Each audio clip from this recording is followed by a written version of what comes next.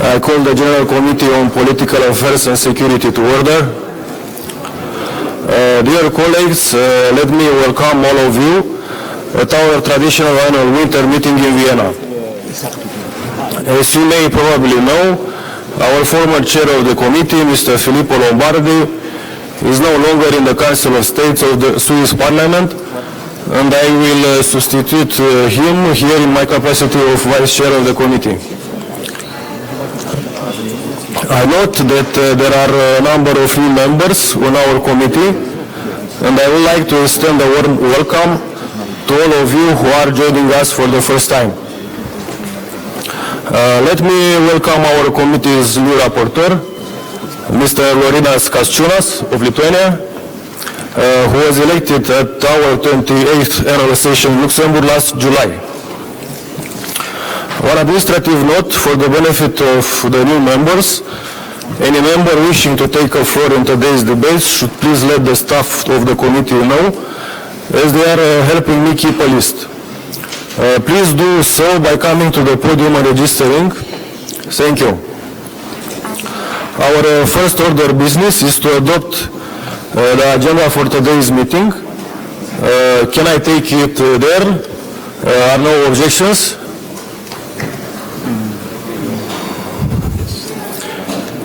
Seeing none, the agenda is adopted. We now move to the opening remarks. Let me again welcome you all warmly to our annual winter meeting in Vienna. As is our custom, we have a full agenda today with addresses by Rapporteur of our committee, Mr. Laurinas Kasčiūnas of Lithuania, Ambassador Emil Bash, Chairperson of the Security Committee of the OSCE Permanent Council and Permanent Representative of the United Kingdom to the OSCE, Ambassador Raf Engin Soysal, Chairperson of the Forum for the Security Cooperation and Permanent Representative of Turkey to the OSCE, Ambassador Lamberto Zanie, OSCE High Commissioner on National Minorities. We'll have then a special debate on resolving protracted conflicts, the tools and mechanisms of the OSCE, led by Ambassador Tura Iuliela, newly appointed Director of the OSCE Conflict Prevention Center. As a tradition, OSCE EPA Winter Meeting serves as an excellent platform for the Assembly to expand our cooperation with OSCE governmental side, exchange our views and ideas, and discuss priorities for the coming year. It is an opportunity to discuss with the OSCE ambassadors and institutions the most effective ways to ensure the translation of our common goals in the OSCE to the work we do in the Assembly and in our respective national parliaments. We focus our work here on the promotion of comprehensive security, stability and development. The 29th annual session in Vancouver will have a strong emphasis on building human security and bridging divides throughout the OSCE area from Vancouver to Vladivostok. The contemporary security environment nowadays is characterized by a number of significant challenges. Lack of mutual trust and confidence, hybrid threats, rapid escalation in conflicts, humanitarian crises are multidimensional global challenges. Addressing such threats requires an integrated, human-centered and comprehensive approach. Last year we have marked the 25th anniversary of the Human Security Concept, introducing the 1994 UN Human Development Report, the dimensions of human security. With a quarter of a century behind, this approach still remains the cornerstone of establishment of the safe and secure world. Only comprehensive, people-centered, prevention-oriented and context-specific policies and efforts can bring peace and prosperity. We should remember that global and national security is indivisible from human security. Security should be equated to people rather than to territories.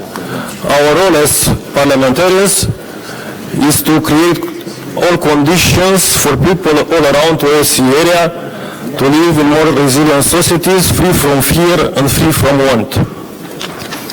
In such situation, results can be achieved only through continuous cooperation, dialogue and mutual support, overcoming any divides that might be between us. We are representing 57 different states with different economic, social, cultural and political backgrounds. Our primary goal is to remain committed to principles and values that we share in the OSCE. Differences between us should not be an obstacle, but an added value to tackle challenges and to promote secure and inclusive societies where people are safe from threats and violence. Our platform is an excellent mechanism to combine our unique strengths and expertise to develop and implement policies that will have bigger impacts. Therefore, I am looking forward to hearing ideas of our committee rapporteur, Mr. Lorinas Kasciunas, about this topic of our annual session and encourage you to contribute to this discussion. Dear distinguished members, in conclusion, I would like to say a couple of words about our special debate that is titled Resolving Protracted Conflicts, the Tools and Mechanisms of the OSCE.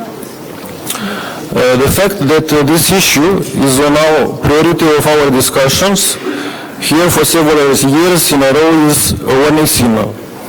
I should warn us about the deterioration of stability and security in OSCE and beyond. The world today is less peaceful than at any time in the last decade. Current state of affairs in different parts of the globe brightly demonstrates how fragile and vulnerable is peace. Situations in and around Ukraine, Nagorno-Karabakh region, Transnistria and Abkhazia and South Ossetia are still on the radar of our work. While conflicts that were on our agenda during previous events are still on the table, we can observe how more escalation of tensions appear on the map.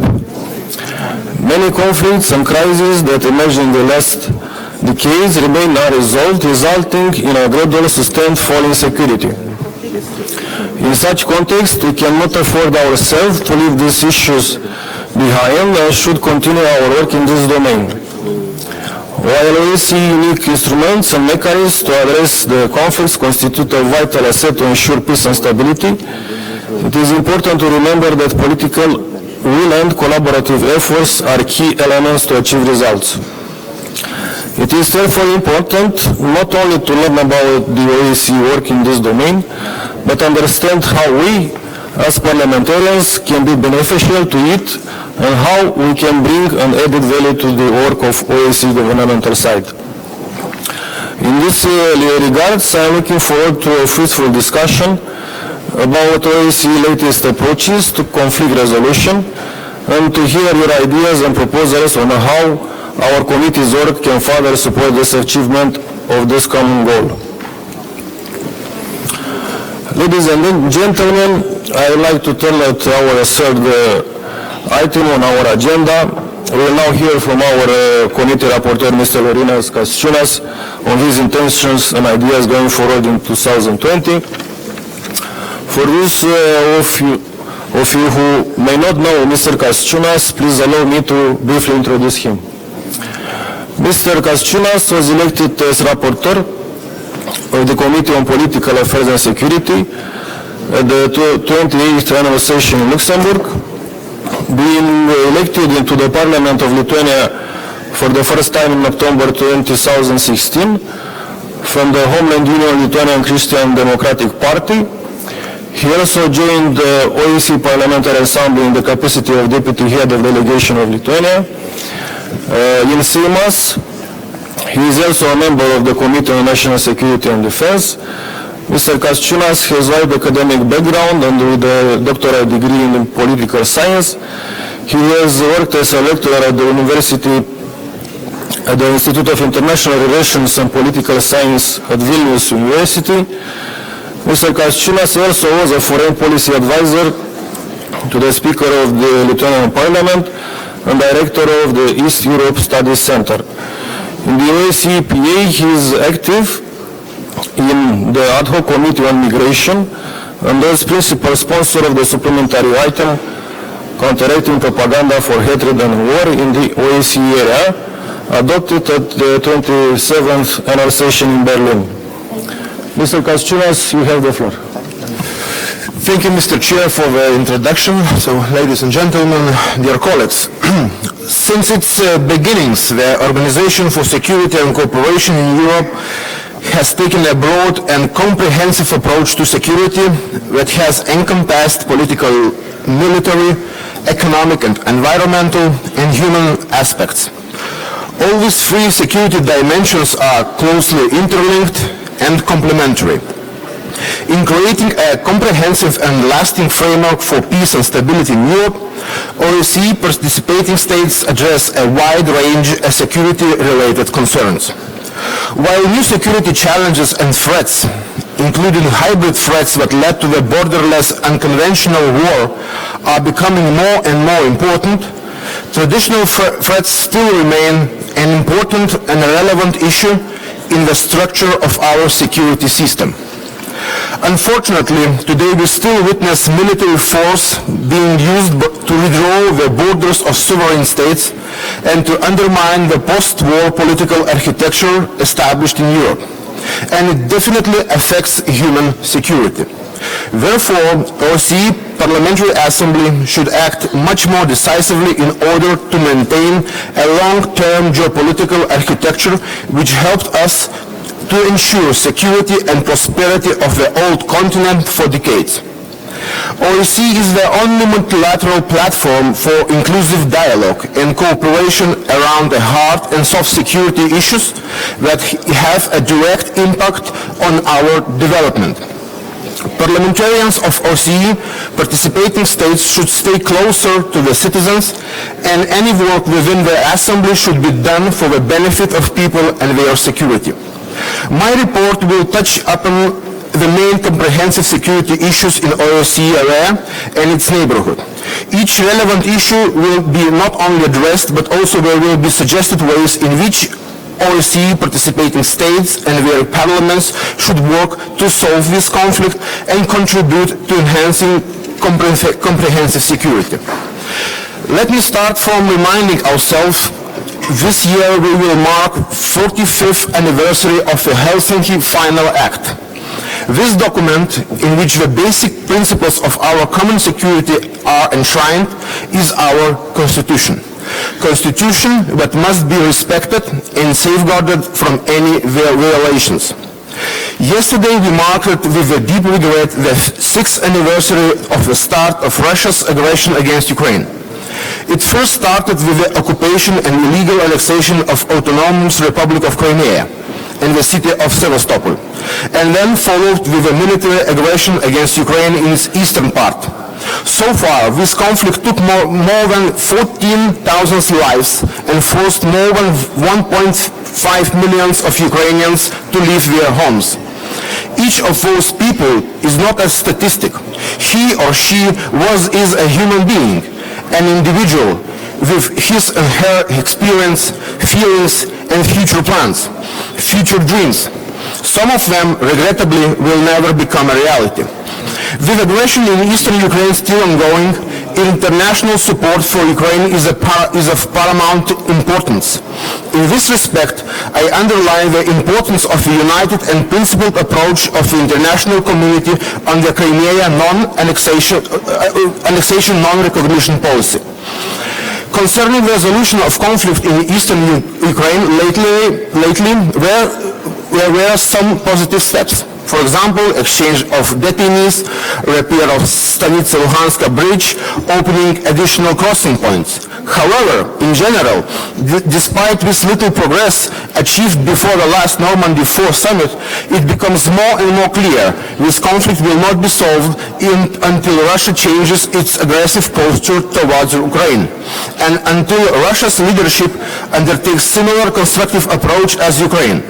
Instead of focusing on that needs to be done by Kyiv, Russia shall finally start implementing its own commitments, first and foremost when it comes to the immediate ceasefire.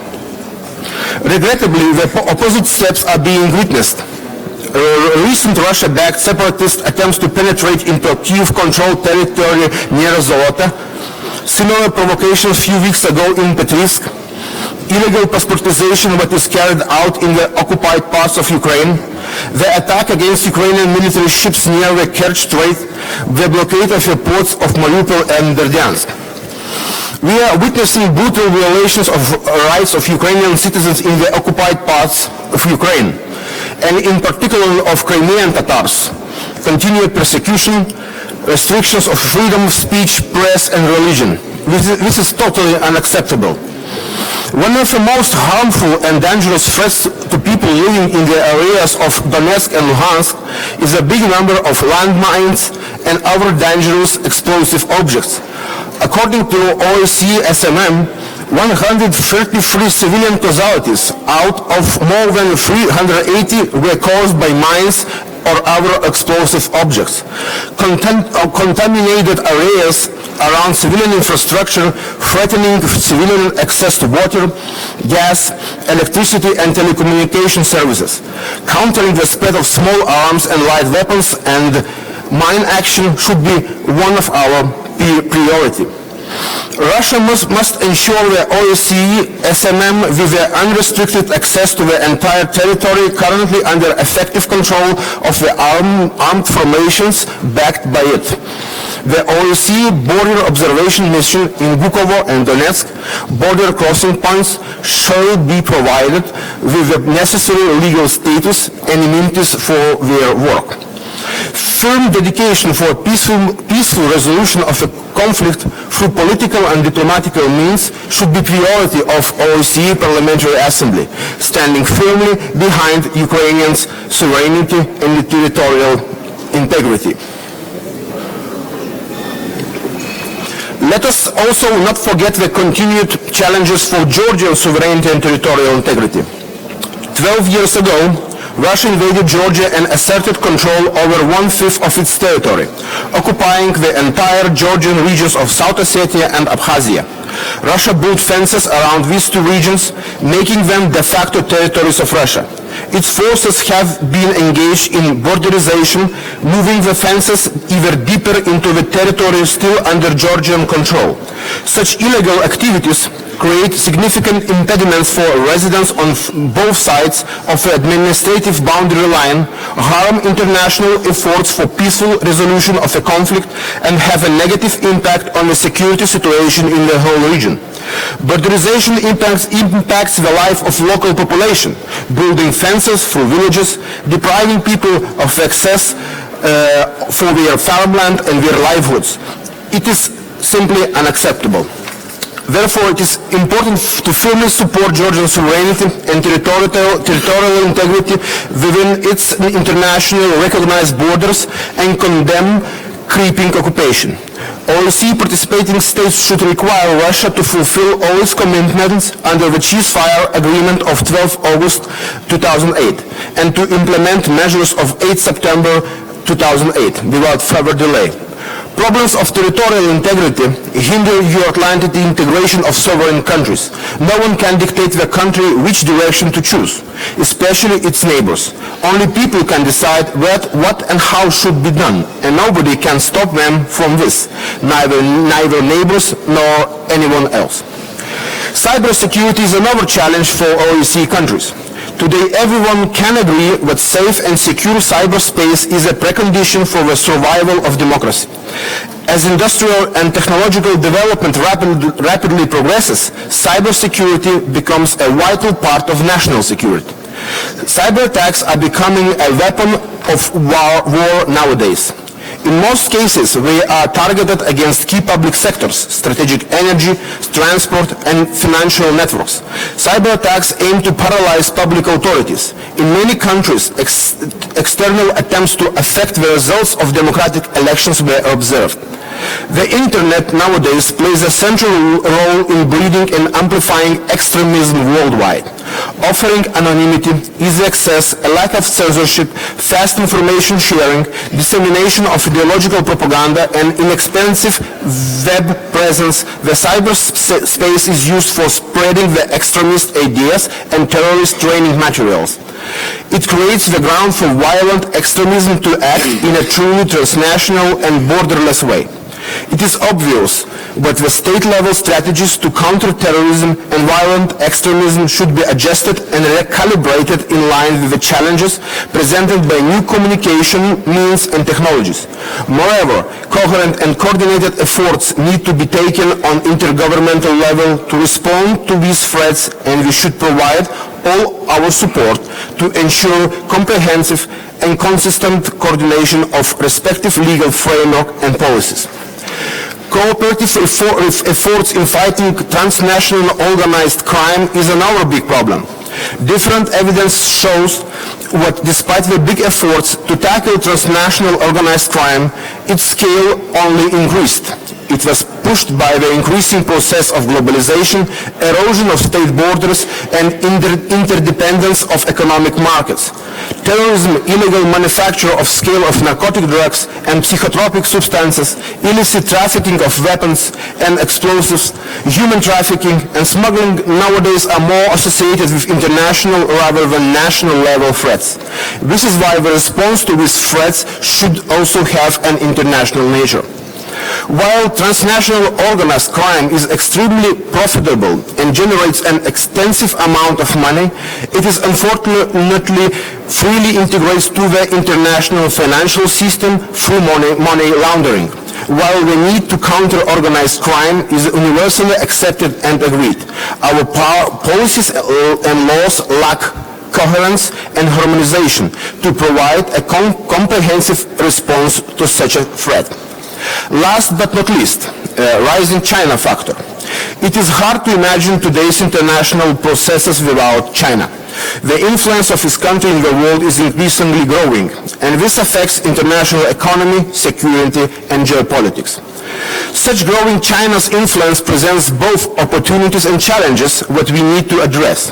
For example, according to China's intelligence law, which came into force in 2017, even private Chinese organizations and citizens are obliged to support national intelligence work.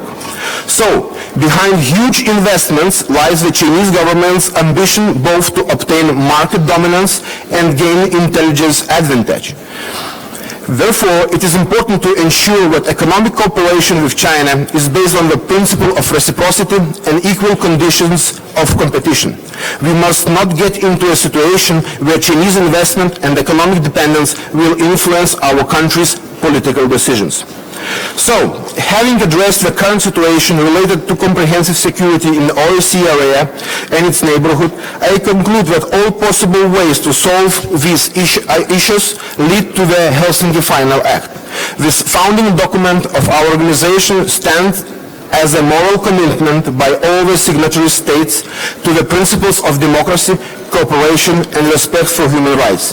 The future of OSCE as a whole will depend on the whether we parliamentarians and participating states manage to finally resolve the ongoing military conflicts across OSCE area and other new challenges, or we will continue to drive us apart. What is needed for that is a strong political will and value-based decisions. Thank you very much.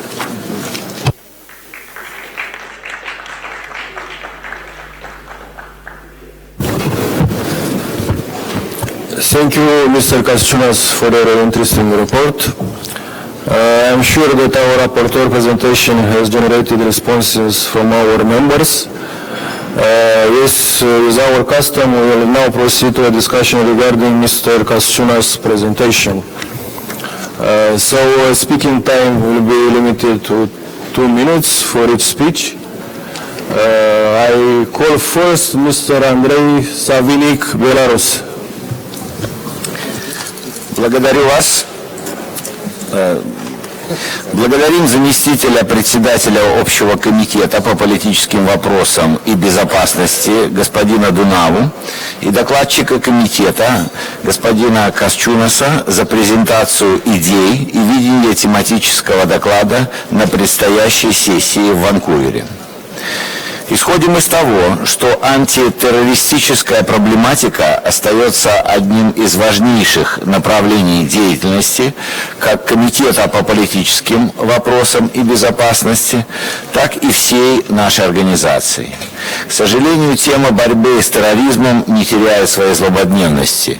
В этой связи наша делегация хотела бы выразить наши соболезнования в связи с терактом, который произошел в Германии, в Ханау.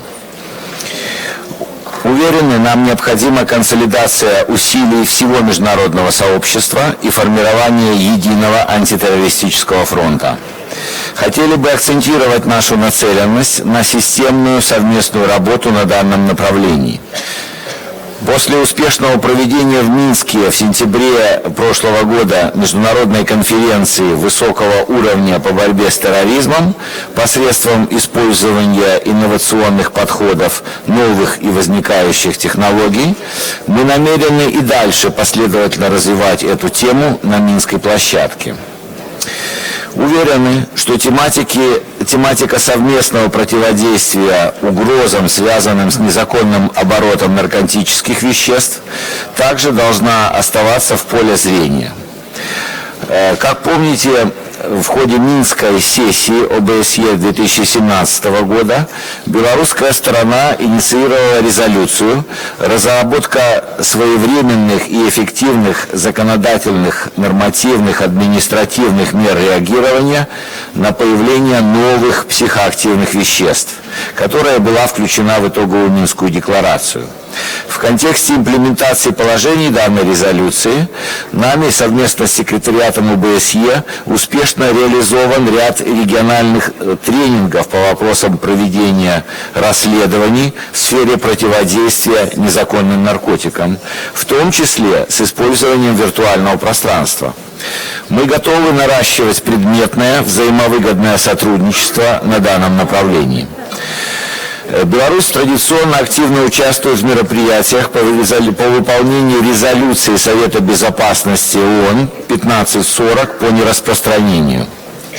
Усиление фокуса ОБСЕ на данной проблематике особенно актуально с учетом конференции 2020 года по обзору выполнения договора о нераспространении ядерного оружия. Исходим из того, что ОБСЕ, которая в соответствии со своим мандатом содействует выполнению резолюции в регионе, должна внести свой самый серьезный вклад в процесс всеобъемлющего обзора. Тематика легкого и стрелкового оружия и запасов обычных боеприпасов давно стала одной из визитных карточек деятельности ОБСЕ на военно-политическом треке. В данном контексте хотели бы отметить важность дальнейшего рассмотрения этой проблематики в рамках нашей организации. Готовы делиться соответствующим опытом и практикой, как это было в ходе регионального семинара ОБСЕ по деактивации ЛСО, который состоялся в Минске в апреле прошлого года. Благодарю за внимание. Thank you, Mr. Sadunik. Now I call Mrs. Maria Karapetian from Armenia. Thank you, Mr. Chairperson. Mr. Rapporteur, I would like to offer some ideas for you to consider for your report. I did this also for the Human Rights Committee yesterday for the Rapporteur because I believe they're relevant for both of you. The first one is regarding the vocabulary that you might use for conflicts in your report, I would highly recommend to deploy a separate approach and a separate vocabulary for each conflict, or to put it in simple words, not to put all conflicts in one basket. I'm particularly speaking for the Nagorno-Karabakh conflict context. We would very much appreciate if the report uses a type of an approach and vocabulary that supports the OSCE Minsk Group's approach that has been agreed on by all parties. The second idea is you talked about the Helsinki Final Act and the importance of its principles. We find it very important to cite all of the principles and not to have a selective approach. And if coming to, again, the Nagorno-Karabakh conflict context, the three principles that are chosen from the Helsinki Final Act in particular for this conflict are the non-use of force, territorial integrity, and the self-determination of peoples. And we find it important to cite all of them. And finally, using these last few seconds, I want to share a development from the conflict context which I find very positive. Just last week, during the Munich Security Conference, the Prime Minister of Armenia and the President of Azerbaijan engaged in a public discussion regarding the Nagorno-Karabakh conflict. And I find it very important with regards to our commitment for maximum transparency and visibility for our populations of what's going on in the dialogue process. Thank you. Thank you, Mrs. Karapetyan. I call now Mr. Nestor Shufrich from Ukraine. Спасибо, господин вице-председатель нашего комитета. Мы внимательно выслушали выступление докладчика. Безусловно, наша ванкуверская сессия будет иметь весомое значение в оценке ситуации в Украине. И, конечно, это мне болит больше всего. При этом высказываю уважение ко всем проблемам, которые были подняты во время доклада. Вы знаете, я не могу не вспомнить, что 5 лет назад, приблизительно в этот же день, после подписания комплекса мер по реализации Минских соглашений, и после того, как 17 февраля этот комплекс мер был одобрен резолюцией безопасности Организации Объединенных Наций, я, наверное, был единственным человеком в этом зале, который высказал скепсис и недоверие в отношении того, что Порошенко реализует этот комплекс мер. И я оказался прав. Как человек, который первым был уполномочен Украиной поехать на Донбасс и начать переговоры, а потом вместе с Виктором Медведчуком нам удалось организовать первые 2 встречи контактной группы Украина, ОБСЕ, Россия с представителями так званых ДНР и ЛНР, тогда еще в Донецке 23 и 27 июня 2014 года. Я хочу высказать глубочайшие слова восхищения и уважения госпоже Хади Телевини, послу ОБСЕ, которая представляла ОБСЕ на этих встречах. И мы, в принципе, о многом договорились, на условиях намного лучших, чем потом сами Минские соглашения. Но 30 июня Порошенко захотел воевать. И последствия этой трагедии, этого трагического и преступного решения ощутила Украина и вся Европа.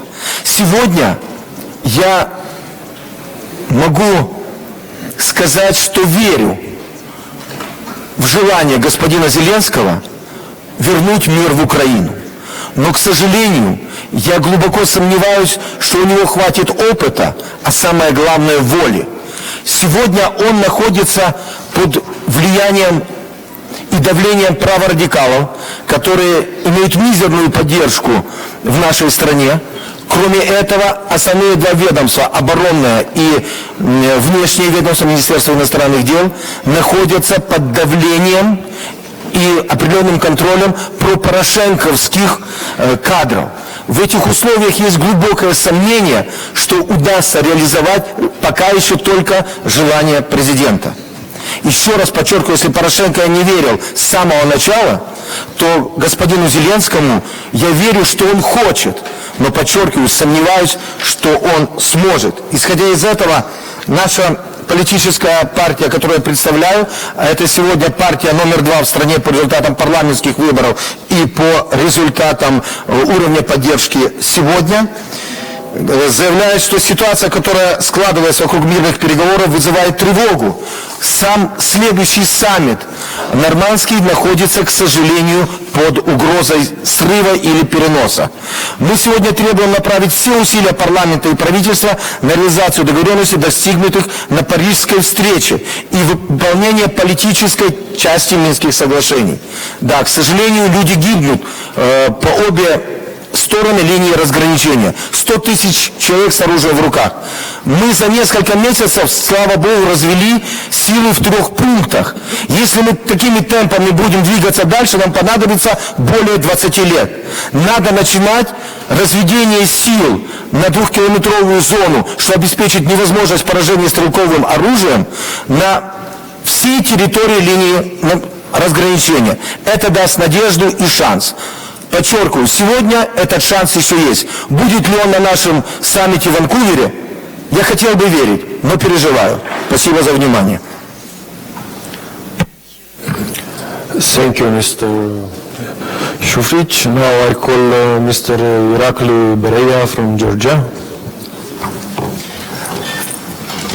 Thank you very much. Let me use this opportunity and thank the rapporteur and welcome his intentions to comprehensively reflect the security challenges and threats in OSCE area in his report. Today, unresolved conflicts, occupation and annexation of the territories of sovereign states pose existential threats not only to those states but undermine the entire regional and international security, as you well know. Russia continues its illegal occupation of territories of Georgia, annexation of Crimea, and Russian illegal activities on the Black Sea also pose a very significant threat to the entire regional stability. This blatant violation of the international law, including the UN Charter and the Helsinki File Act, EU-mediated ceasefire agreement, European Convention of Human Rights, serves as direct attack on the international security and order. Moscow's aggressive pattern makes it crucial to duly assess challenges and threats emanating from Russia and the unresolved conflicts in the region. As we speak here today, back in my country, illegal process of borderization continues, which divides communities and families. Our citizens are detained on a daily basis. Killings, torture, kidnappings, inhuman and degrading treatment has become daily practice. Russian military activities in the region also pose a very serious threat to our country. Apart from occupying our territories, Russia, as you all know, is very actively engaged in waging hybrid warfare against its neighbors. Coupled with disinformation, propaganda, Russian cyber attacks have become very common. Last year, the cyber attacks have been carried out massively against Georgian governments and privately owned enterprises. And as you all know, recent investigation has found out that Russia's main intelligence directorate of the Russian military intelligence has been behind those cyber attacks, and the statements made by our partners, by the United States, by the United Kingdom, our European partners, and various NATO allies have been an ample proof of the threat, of the serious threat which Russia poses to the entire international security and stability. So this is crucially important to further consolidating the international community and to exerting pressure on the aggressor state, which defies international order and international democratic rules of the game, to make it comply with its international obligations. Thank you. Thank you, Mr. Bereya. I call now Mr. Richard Hudson from the United States. Thank you, and I'd like to thank the rapporteur, Mr. Kashunas, for an excellent presentation. I was particularly pleased to hear the rapporteur talk about the importance of this committee staying focused on Russian aggression, and especially the tragic war in Ukraine, which, as you say, is marking its 6th year. Many of Russia's neighbors have faced Russian military aggression in recent years. Ukraine, Georgia have both seen parts of their territories forcibly occupied. Russian forces continue to be present in Ukraine, Georgia, and Moldova against the wishes of the governments and the people of those countries. This aggression has rightly been condemned by this Assembly on a number of occasions as clear, gross, and uncorrected violations of the Helsinki principles by the Russian government. The war in Ukraine is anything but protracted or frozen. This is an ongoing shooting war in which real people die every week and shelling continues daily. The Russian government continues to fuel this conflict by training, equipping, funding, and fighting alongside these so-called separatists. We must not forget the more than 13,000 people who have died in this senseless conflict so far, those who are still dying every week, and those who face dire humanitarian situation. While recent prisoner exchanges give some comfort to families, let us remember they never would have been in prison without Russia's war, and the Ukrainian political prisoners are still being held on Russian soil and face systemic torture. We do not, nor will we ever recognize Russia's occupation of Crimea. The sanctions we have imposed on Russia will remain in place until the Kremlin fully restores Ukraine's territorial integrity. As always, we thank the OSCE monitors who serve as the eyes and ears of the world in this conflict zone, relaying the tragedy of this conflict every day under often very difficult circumstances. This is extremely valuable work. The Russian government and its proxies must cease hindering the monitors' ability to fulfill their mandate. Thank you. Thank you, Mr. Hudson. I call now Mr. Leonid Slutsky from Russia. Спасибо, господин председатель. Наш докладчик, господин Леонидас Кащунис, сделал откровенно антироссийский доклад. В этом зале уже неоднократно звучали подобного рода заявления, но такой концентрации антироссийской информации, пожалуй, мы еще не слышали. Что касается Крыма, то Крым вернулся домой, в Россию, и отныне навсегда, как бы вы этого хотели или не хотели, на политической карте мира он находится и будет находиться в составе России. Он вернулся в Россию в соответствии с уставом Организации Объединенных Наций, и это исторически, если вы знакомы немного с историей этого многострадального народа, который населяет Крым, аннексирована эта территория была в 1991 году в пользу Украины. И сейчас восстановлена историческая справедливость. По-другому, господа, не будет, и надо просто как следует знакомиться с историей. Что касается ситуации на юго-востоке Украины, эта ситуация действительно трагична. Но не Россия в этом виновата. Позиция официального Киева такова, что, к сожалению, люди, которые живут в этом регионе, не могут учить своих детей на родном русском языке. Масса проблем, созданная официальным Киевом, породила конфликт, к которому Россия не имеет отношения, и господин Хадсон обманывает нас, говоря о подпитке.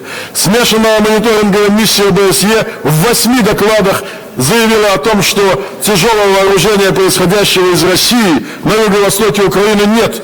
Но почему-то наши докладчики традиционно эту информацию игнорируют. И господин Шуфрич, наконец, абсолютно прав, упомянув госпожу Хайди Толивини.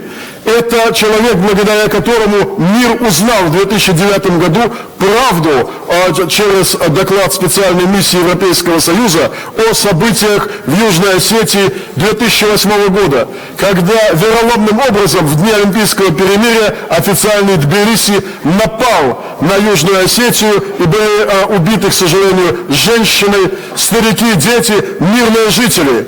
Центробежный режим, который был создан еще Шеварднадзе и затем поддержан режимом Саакашвили, породил этот конфликт, и Россия здесь опять же ни при чем. К большому сожалению, доклад изобилует патологически антироссийскими тезисами, и я призываю комитет не поддерживать в Ванкувере этот, к сожалению, лживый и необъективный доклад. Спасибо.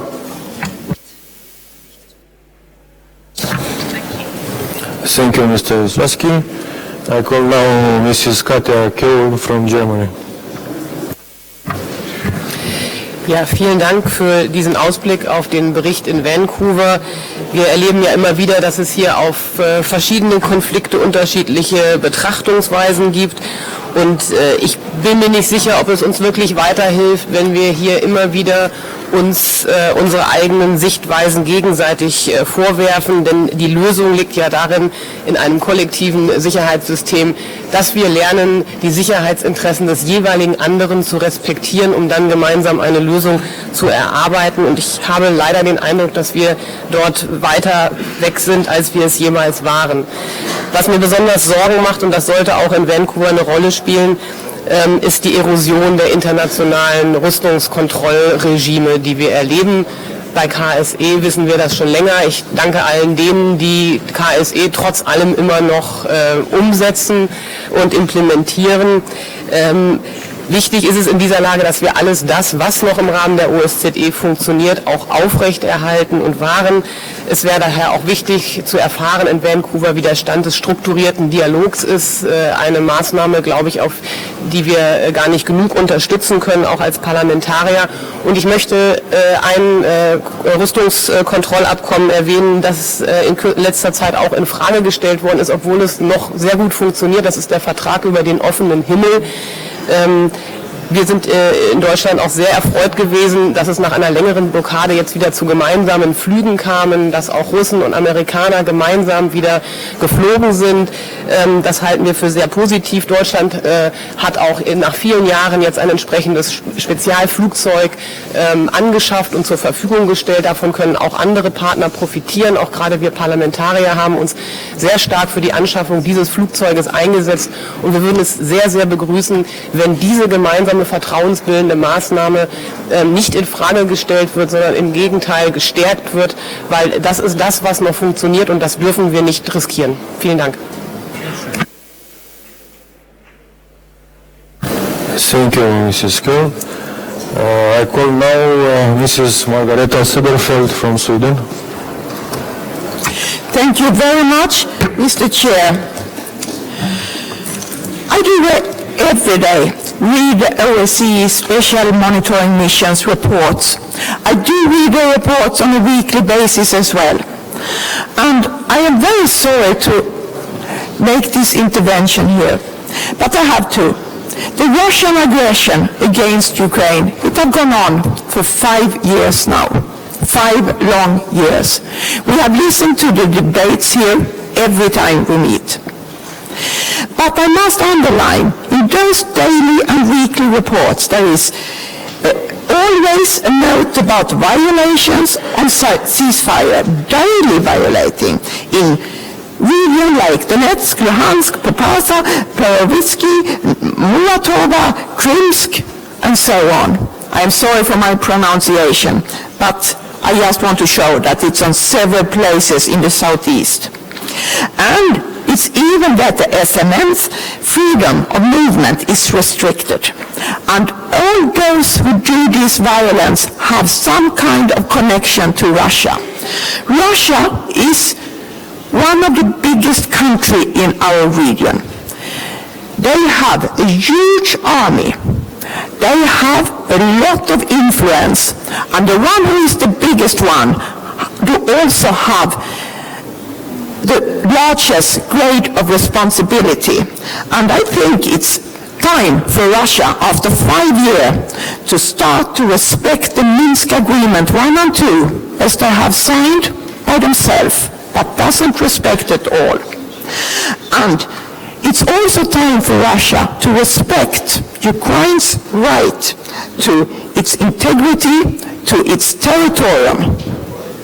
And I do really hope that we could hear those voices from Russia once here in our meeting, really raising their voice and saying that they respect their neighbor's right. Thank you very much.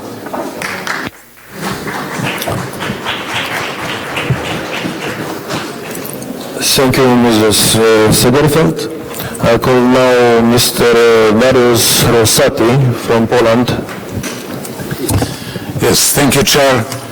And let me start with congratulating our rapporteur, Mr. Kasciunas, for his excellent report. I find this report both very balanced and comprehensive. And I very much share his view that when it comes to the conflict in eastern Ukraine, there's been practically no progress for the last 6 years. And in this I share also the views expressed by other speakers here, perhaps with just one exception. And this simply shows that even though a large majority of participating states are in favor of finding a solution that would finally lead to a stoppage of this conflict, which takes so many victims every week practically. And also I'd like to attract your attention to the fact that in the background of this we have a terrible humanitarian disaster going on there in that region. And given this, I would like to call on our chairman and our rapporteur perhaps to make an effort and try to find out some new instruments and some other measures that would be probably more effective than those we have been used so far. I think that we can be very disappointed by the results of the Normandy format. There's been very little outcome of this type of international cooperation. There's been practically no progress in the implementation of the Minsk agreements. So there's been a stalemate, which we consider here in this hall as something very dangerous for the security in the whole our continent. Mr. Rapporteur, I think that we should look for measures that would probably increase the efficiency and the effectiveness of our activities that would bring the conflict to the end. One of the initiatives that can be undertaken is probably to broaden the Normandy format. We could perhaps approach the European Union and especially High Representative for Foreign and Security Policy and ask him to get more involved. Perhaps he can appoint a special envoy for Eastern Ukraine that would be present in those negotiations and would represent the stance of the European Union. I would also like to call on our American friends to be more active here. Perhaps they could also join this on some other format that would show more efficiency in future. I think we should simply not sit idle here and watch this tragedy going on for years and at the same time listen to this propaganda from representatives of the Russian Federation that nothing wrong is going over there. Thank you.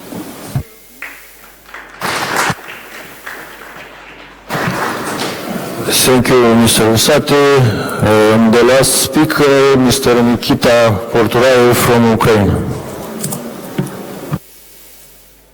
Thank you, distinguished colleagues. I would like to thank you, Mr. Lavrinas Kaschunas, for his brilliant presentation, and I would like to add only a few words to what was mentioned. While we are sitting here every day in Donbass, seeds of ecological disaster are growing on. Russian occupation has already caused environmental disaster in Donbass. Further combat actions only exacerbate the problem. Many objects of heavy and chemical industries in the region have suffered damage, among them Kiivka, Donetsk, Inakiva and Alchevsk steel plants, Avdiivka coke plant, Luhansk, Slovyansk, Vologirsk and Mironevska thermal power plants. Some coal mines in the region were intentionally flooded. The situation in those mines may go out of control of any moment. And here I would stress one detail. In 70s, Soviet Union, in one of Donetsk mines, tested nuclear weapon. Now this mine is flooded with radioactive water. We understand, of course, that Russian Federation take care about language in Donbass. It doesn't care about its own citizens in their own Rostov region, which can be poisoned by radioactive water from this Donetsk mine. But we take care, because it could be a problem of whole Europe, new nuclear disaster in Donetsk region. However, Russian occupation authorities do not allow access to experts for assessing the threats and seeking ways to mend the situation. I would also stress that OSCE-SMM is further restricted in its access to this section of Russian-Ukrainian border and the whole territory of occupied regions for monitoring activities.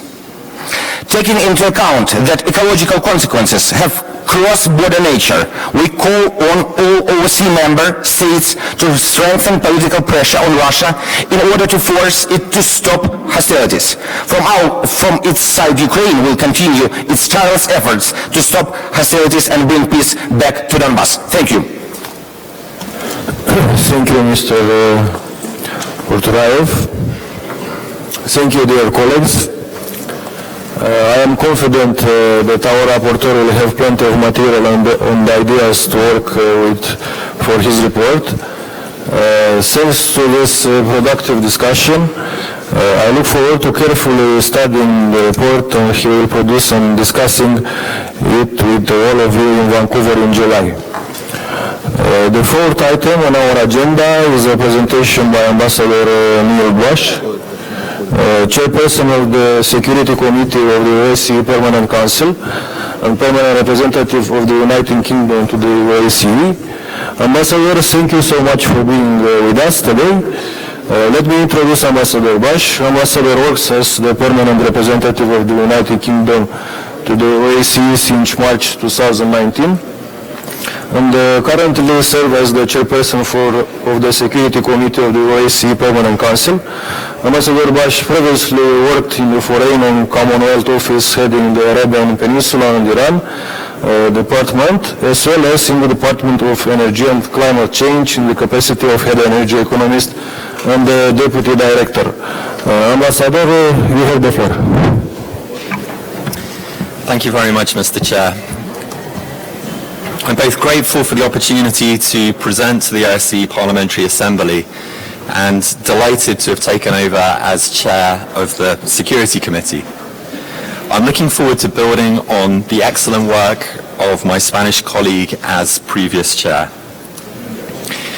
Parliamentarians play a vital role as enablers to shape national policy, as controllers providing legislative oversight, and as bridge builders who bring together diverging views at all levels. I would like to welcome specifically the role of the Ad Hoc Committee on Countering Terrorism. I was interested to read about the important range of activity undertaken by the committee over the past year, and I look forward to the continued support and contribution of the OSCE Parliamentary Assembly and the Ad Hoc Committee on Terrorism throughout the year. Turning to the Security Committee, I believe it has significant potential. There is a considerable body of commitments in the field of or relating to addressing transnational threats in the OSCE. The time is ripe to focus on these existing commitments as well as practically exploring other relevant areas. As chair, I will follow the lead of the Albanian chairmanship's priorities relevant to the Security Committee. These were set out by Prime Minister Rama to the Permanent Council on the 9th of January. On organised crime, countering violent extremism and cyber security. In consultation with our chairmanship colleagues, we will be planning our early Security Committee meetings to match these priorities. These transnational threats matter to us all. On CT, public concern about terrorism is high. In many countries, more than half of the population say that they are concerned about being a victim. Over the past decade, terrorists killed on average 21,000 people per year around the globe. This obviously includes the horrific incident yesterday in Germany, which we express our sincerest condolences on. The UNODC has estimated that the profits from transnational organised crime are as high as $870 billion per year. That is equivalent to 1.5% of global GDP. In my country, organised crime currently costs the UK £37 billion a year and kills more people than terrorism, war and natural disasters combined. On cybersecurity, Forbes has estimated that over the next 5 years, global public companies risk losing an estimated $5.2 trillion in value creation opportunities from the digital economy due to cybersecurity attacks. This is almost the size of the economies of France, Italy, and Spain combined. 7 out of 10 organizations are ill-equipped to respond to a cyber attack. The OSCE, through its commitments, has an important added value in capacity building and sharing best practice for governments to respond, prevent, and counter these transnational threats, as well as building societal resilience. OSCE human rights commitments are central to this work.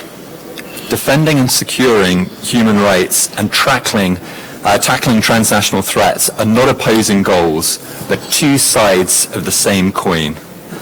Societies are more secure when human rights are safeguarded and protected. Gender considerations are also key. Understanding the gender dynamics at play in these areas is not a nice to have or a tick box. It is an integral part of how we need to respond. Societies are safer and more resilient when all members of society, men and women, are involved.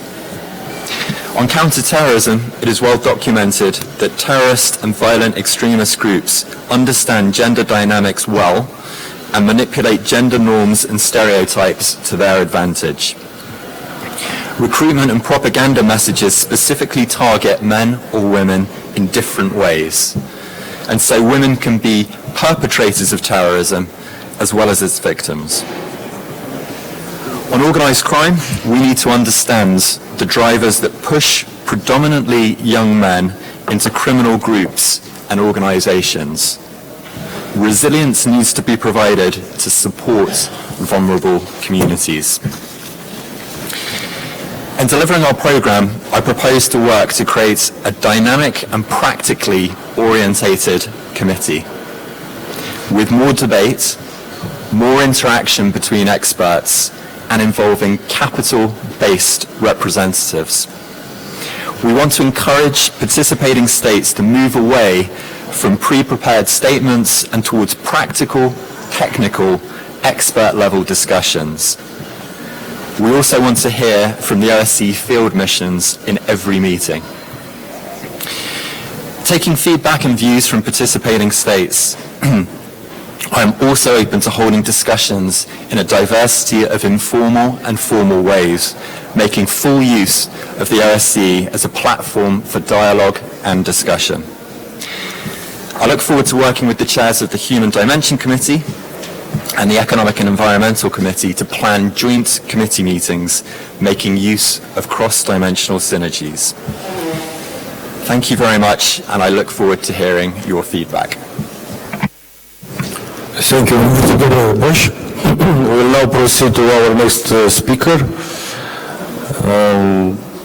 Ambassador Raf Engin Soysal, permanent representative of Turkey to the OSCE. This part of our today's agenda outlines the important element of the goal of the OSCE winter meetings, direct interaction with the governmental side of the OSCE. Forum for Security Cooperation is an integral part of the OSCE work in the political-military dimension, supporting the implementation of the confidence and security building measures and increase of military security and stability in the OSCE area. Turkey took over the FSC chairmanship in January 2020, and we are looking forward to hearing the presentation of Ambassador Soysal, who holds the position of the chairperson of the Forum for Security Cooperation. Ambassador Raf Engin Soysal is Turkey's permanent representative to the Organization for Security and Cooperation in Europe since November 2016. He has an extensive diplomatic experience working in the Ministry of Foreign Affairs of Turkey since 1983. Ambassador Soysal's professional experience includes position of the Chief of Cabinet to the Minister, Special Advisor to the Minister and Deputy Under-Secretary for the Middle East and South Asia. He also served abroad at the Turkish Embassy in Tehran and Paris, the permanent delegation of the Republic of Turkey to the European Communities and UN, as well as Turkey ambassador to Pakistan. Ambassador Soysan also worked as special envoy of the UN Secretary General for assistance to Pakistan, permanent representative of the Republic of Turkey to the Council of Europe, and Under Secretary of the Ministry for EU Affairs. Ambassador, thank you for joining us today. You have the floor. Merci, Monsieur le Président, les membres distingués de l'Assemblée parlementaire de l'OSCE, Excellences, Mesdames et Messieurs, je souhaiterais commencer tout d'abord par joindre mon collègue Neil Bush pour exprimer nos condoléances à toutes les familles, des amis, des victimes de l'attaque perpétrée hier en Allemagne. I will continue in English. I would like to thank you for the opportunity to address such a distinguished audience as the chairperson of the Forum for Security Cooperation. Turkey has assumed the chairmanship of the FSC for the period between January-April 2020. Half-term is almost behind us.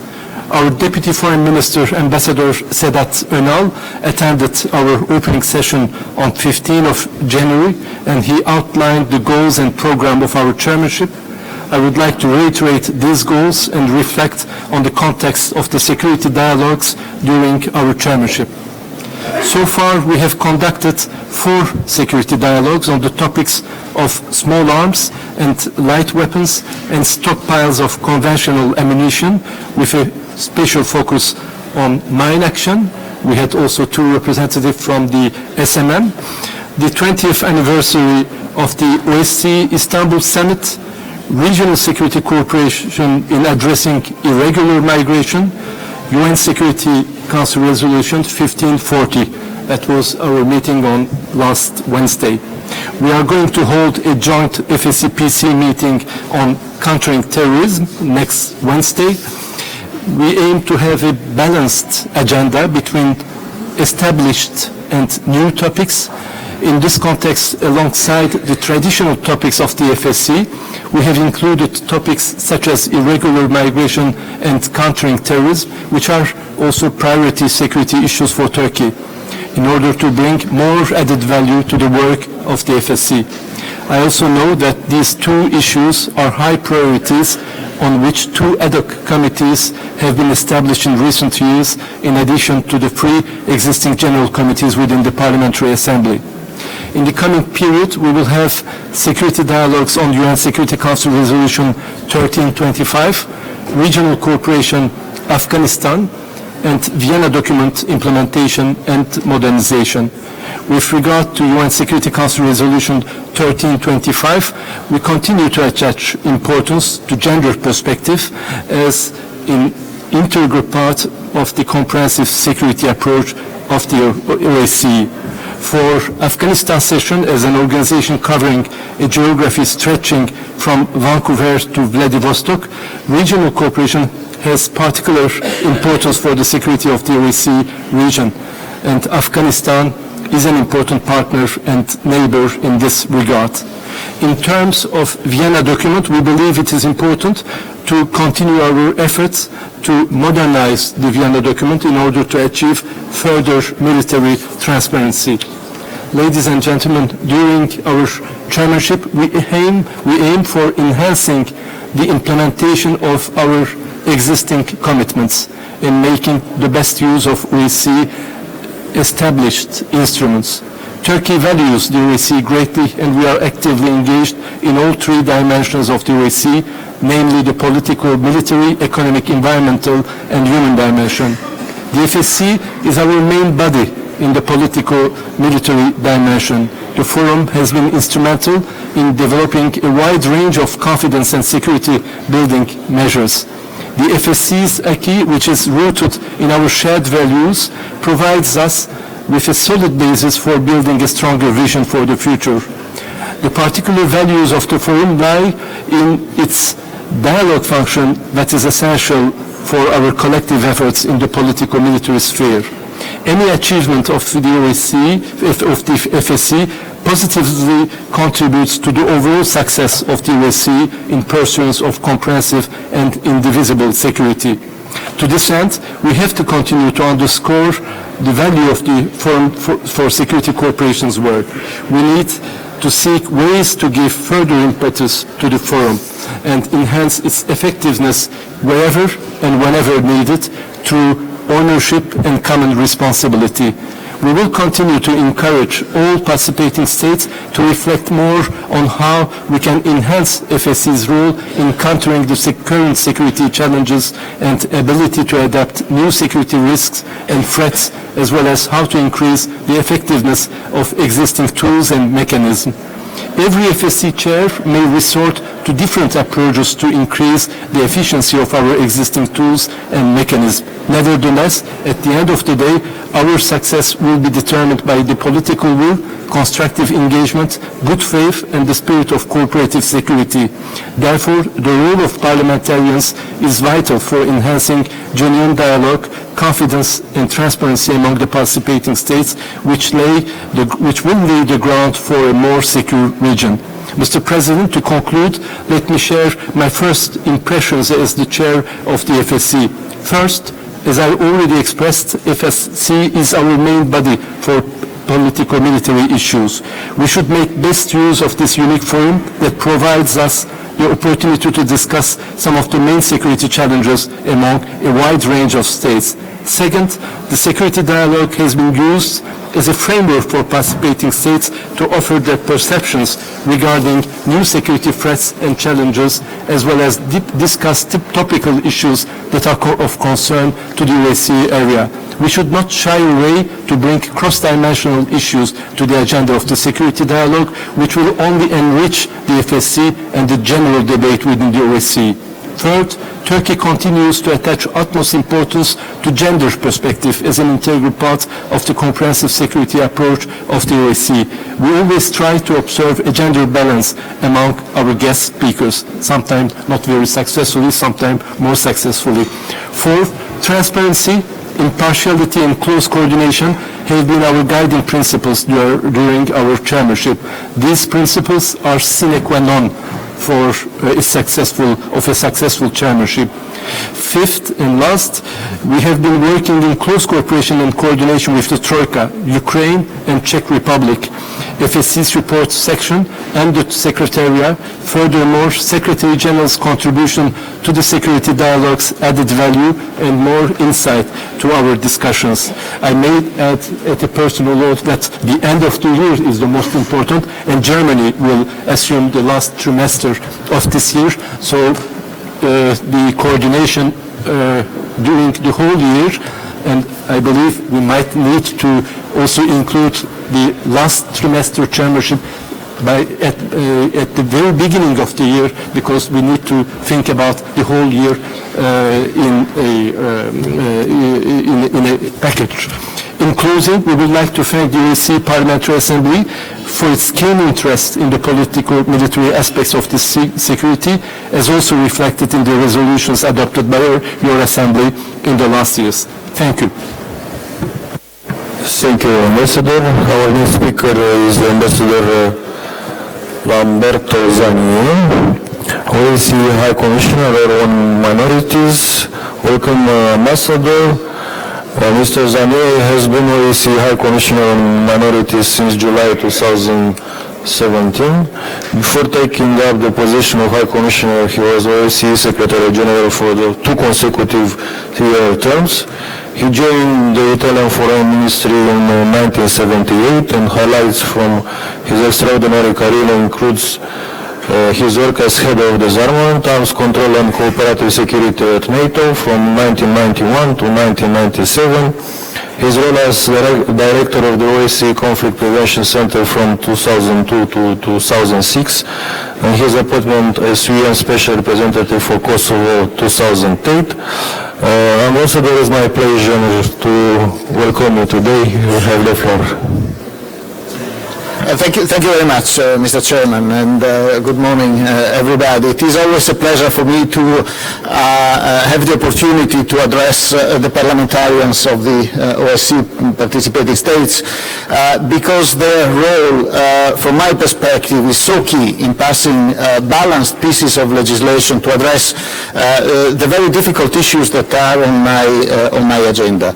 The overall environment, as I see it, when it comes to issues of minorities, but more broadly, the question of management of diversity of our societies, at a time when this diversity, for a number of reasons, is increasing due to what some call the new migrants, or in any case, the fact that societies are increasingly diverse and that managing processes of integration becomes so difficult and so challenging for governments, and also challenging elements in interstate relationships for a number of reasons I will explain, requires a special attention and the great balance in addressing legislative measures that facilitate integration of diversity in the society. I see two worrying trends more broadly. One is a strong polarization of relations within the societies themselves. I see in many areas identity politics prevailing, and this is often an easy reaction to increase diversity in the societies. And the results of that is that even traditional minorities are sometimes marginalized, or are sometimes pushed out. So this is where, in fact, there is an additional need for policies that are inclusive and for policies that treat diversity as a richness of the society, and that invest in the diversity as an important factor of the societal development and overall economic, political development of the societies and of the countries. The second trend that I find is the increased geopolitical confrontation. We have, unfortunately, conflict in the midst of the OSCE area that is continuing, but we see also these geopolitical fault lines, and increasingly I see minority groups becoming hostages of these complicated relationships. And I keep investing on those tools and on explaining to countries how to best use those tools that help us overcome or depoliticize the issues that revolve around the policies that address diversity in the societies. For me, the work begins with issues around education and the use of language, which are very often politicized, instrumentalized in a way that is really not necessary, and it's harming minority groups. I keep seeing situations where in some cases I see minorities that are in fact refusing or resisting integration, and often helped in this by the so-called king states, who keep requesting special treatments for what they see as the minorities of their nationals living in other countries. At the other opposite end of the spectrum, I see countries that tend to adopt policies that go in the direction of strengthening the role of the state language beyond what is necessary, and sometimes forcing minorities along paths that are getting close to policies of assimilation of the minorities, not leaving enough space for minorities to continue preserving their identity and investing in maintaining a degree of knowledge of the mother tongue of the minorities. And this is not only about communication tools and languages. In fact, this is about the whole cultural baggage and the perspectives that come with different groups. In fact, with societies becoming more diverse, there is also an increasing baggage of cultural approaches and often different cultural approaches, which sometimes clash with each other. And I see with the geopolitical divides increasing, this clash having an impact on societies. Take, for instance, with the teaching of various languages, the teaching of history that comes with it. And I see how different historical narratives have an impact on relations between people, which then translates into a number of other things, monuments, symbols, statues, names of streets, etc., which become also controversial in certain situations. I started working with groups of historians on these things, and the historians have developed a concept which they call the mirror of pain and pride. No historical event is viewed the same way by everybody. A victory can be a great moment of pride for some and can be a moment of great humiliation for others. So the same event can be seen from two perspectives, and the person who can be seen as a great hero by some can be seen as a war criminal by others. So it is important when societies are diverse and when we see these different perspectives and the risk of these different perspectives appearing, it's important to invest in policies that open up a multi-perspectivity approach, that allow an understanding of the vision of others within the same society. This is why education is so important. It's the beginning, in a way, of a process of strengthening the cohesion of the society and allowing for a space within which everybody can have his own interpretation, but finds his space in a context that is not controversial. This is the starting point for a policy that is based, by the way, not on my personal considerations, but on the recommendations of a whole set of high commissioners who developed recommendations and guidelines for the countries, and of course the parliaments should be aware also of these recommendations, that should be kept in mind when legislation is passed. Legislation should be balanced. In the area of language, for instance, we have good models of multilingual education where the priority should remain the learning of the state language for everybody, because the state language is the key for the integration of every member of the society and for the full participation of every member of the society, no matter what its ethnicity, in the public life of the country where it resides, but at the same time investing in protecting the identity of those who are different through an investment also in mother tongue education. So when this balance is achieved, the society is more stable, and there are equal opportunities for all.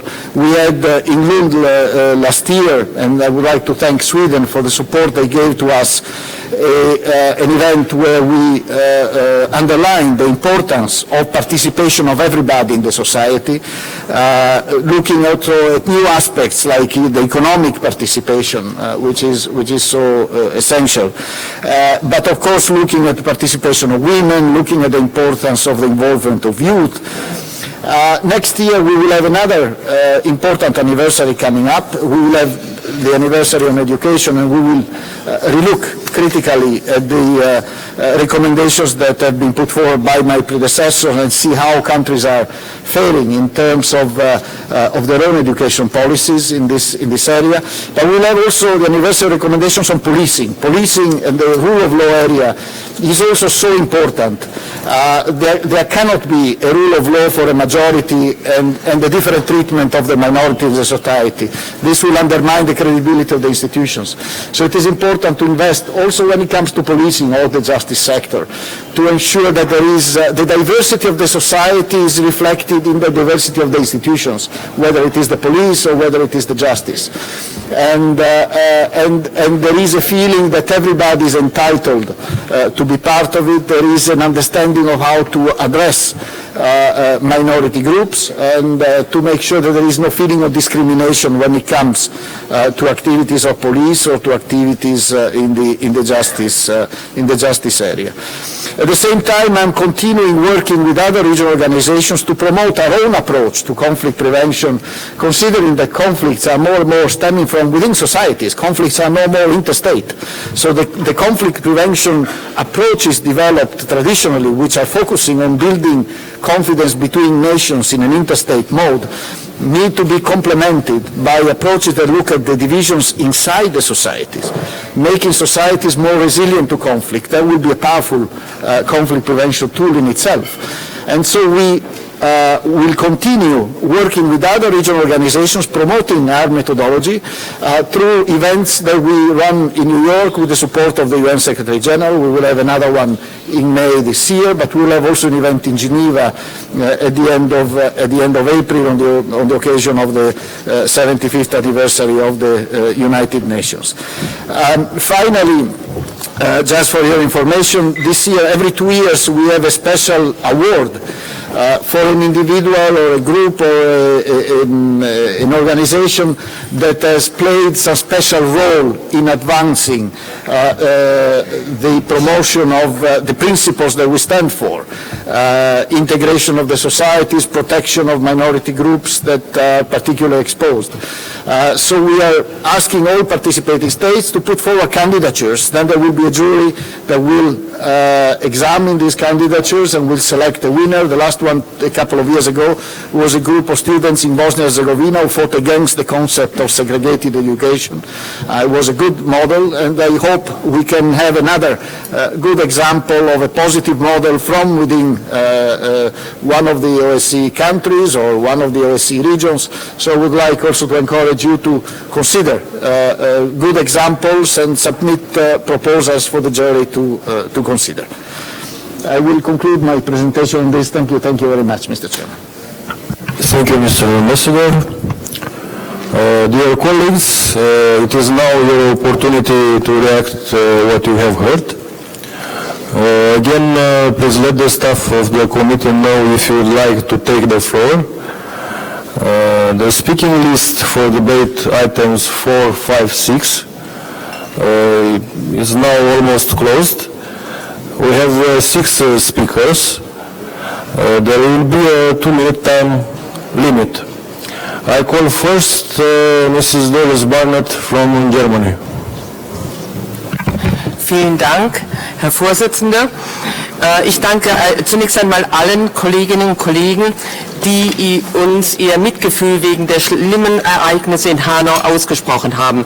Auch uns macht das ein Stück weit sprachlos und wütend, aber es fordert uns auch dringend auf, dass wir als Gesellschaft jetzt zusammenstehen und uns nicht verängstigen lassen, uns nicht in die Ecke drängen lassen, sondern jetzt erst recht zeigen, dass wir hier keinen Millimeter breit geben, sondern alles tun, um so etwas zu verhindern. Das heißt, wir müssen Netzwerke auch aufdecken. Nicht nur Netzwerke gegen den IS, sondern wir haben den IS ja auch in unseren eigenen Reihen, und das ist das Schlimme. Also erstens vielen Dank dafür.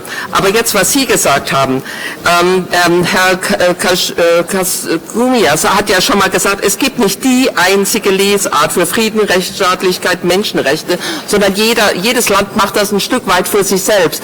Das bringt natürlich dann auch die Schwierigkeiten mit sich zu verständigen. Und das ist halt leider schade, dass wir da oft auf keinen gemeinsamen Nenner kommen. Und was Herr Sagnier gesagt hat, vielen Dank. Sie haben so recht, Bildung ist das A und O. Wenn es uns nicht gelingt, schon frühkindlich das Zusammenleben zu üben, schon in der Schule zu zeigen, was Menschen alles schon angestellt haben, um sich gegenseitig zu vernichten, wenn das nicht in die Köpfe reingeht, dann wird es uns nicht gelingen, eine friedliche Gesellschaft hervorzubringen, für eine friedliche Gesellschaft zu arbeiten. Also ich glaube, wir haben alle, Deutschland auch, aber nicht nur Deutschland alleine, viel Arbeit vor uns, denn wir haben diese nationalistischen, diese rechtsextremen Tendenzen leider in vielen, vielen Ländern. Vielen Dank.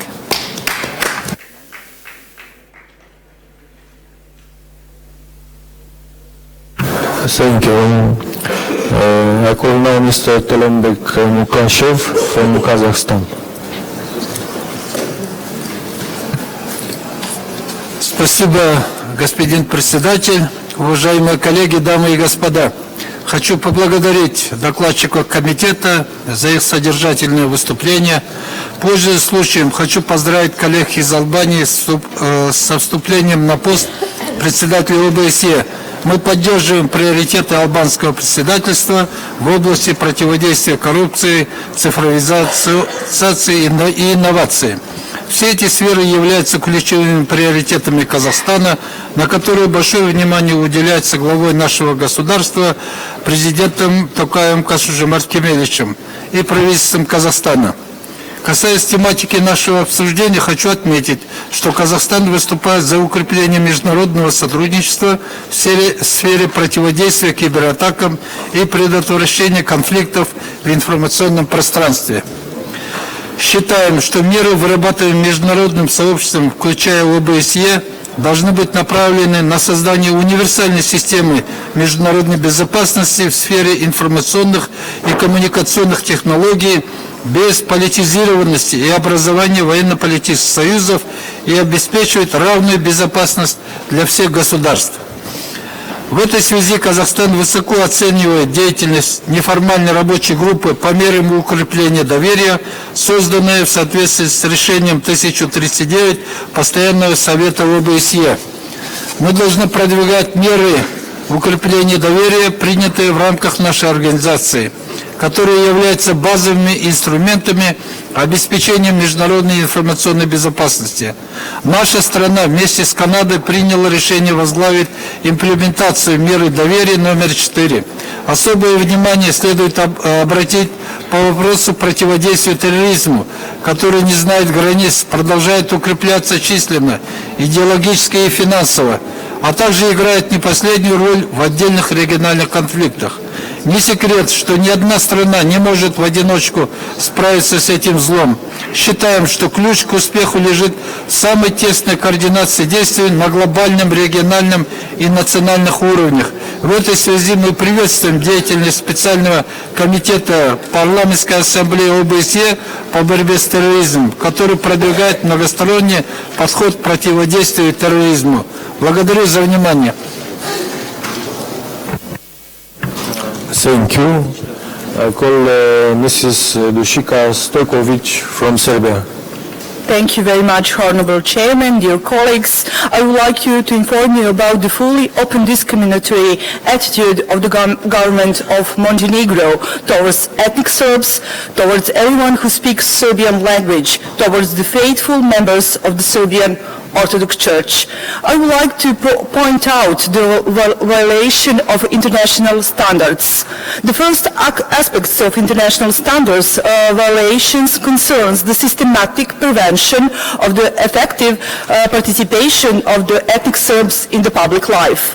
According to the results of 2011 census, ethnic Serbs in Montenegro constitute 28.7% of the total number of citizens.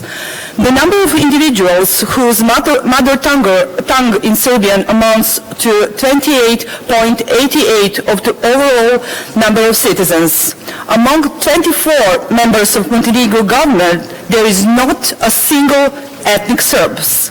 How it is possible that the largest population after Montenegrins, such as ethnic Serbs, have no representatives in government in Montenegro and other institutions or bodies?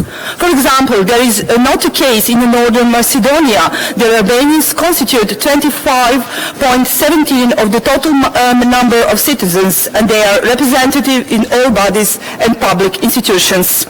Such actions of Montenegrin authorities are contrary to the land recommendation or OSCE High Commissioner on National Minorities that Ambassador Zanieri knows very well. Mr. Zanieri, in his presentation, mentioned that minorities today are hostages in the complicated relations and in the society, and I agree with them. Second aspects of international standards evaluation has arisen by adoption of the law of religions and compassion to the legal status of religious communities.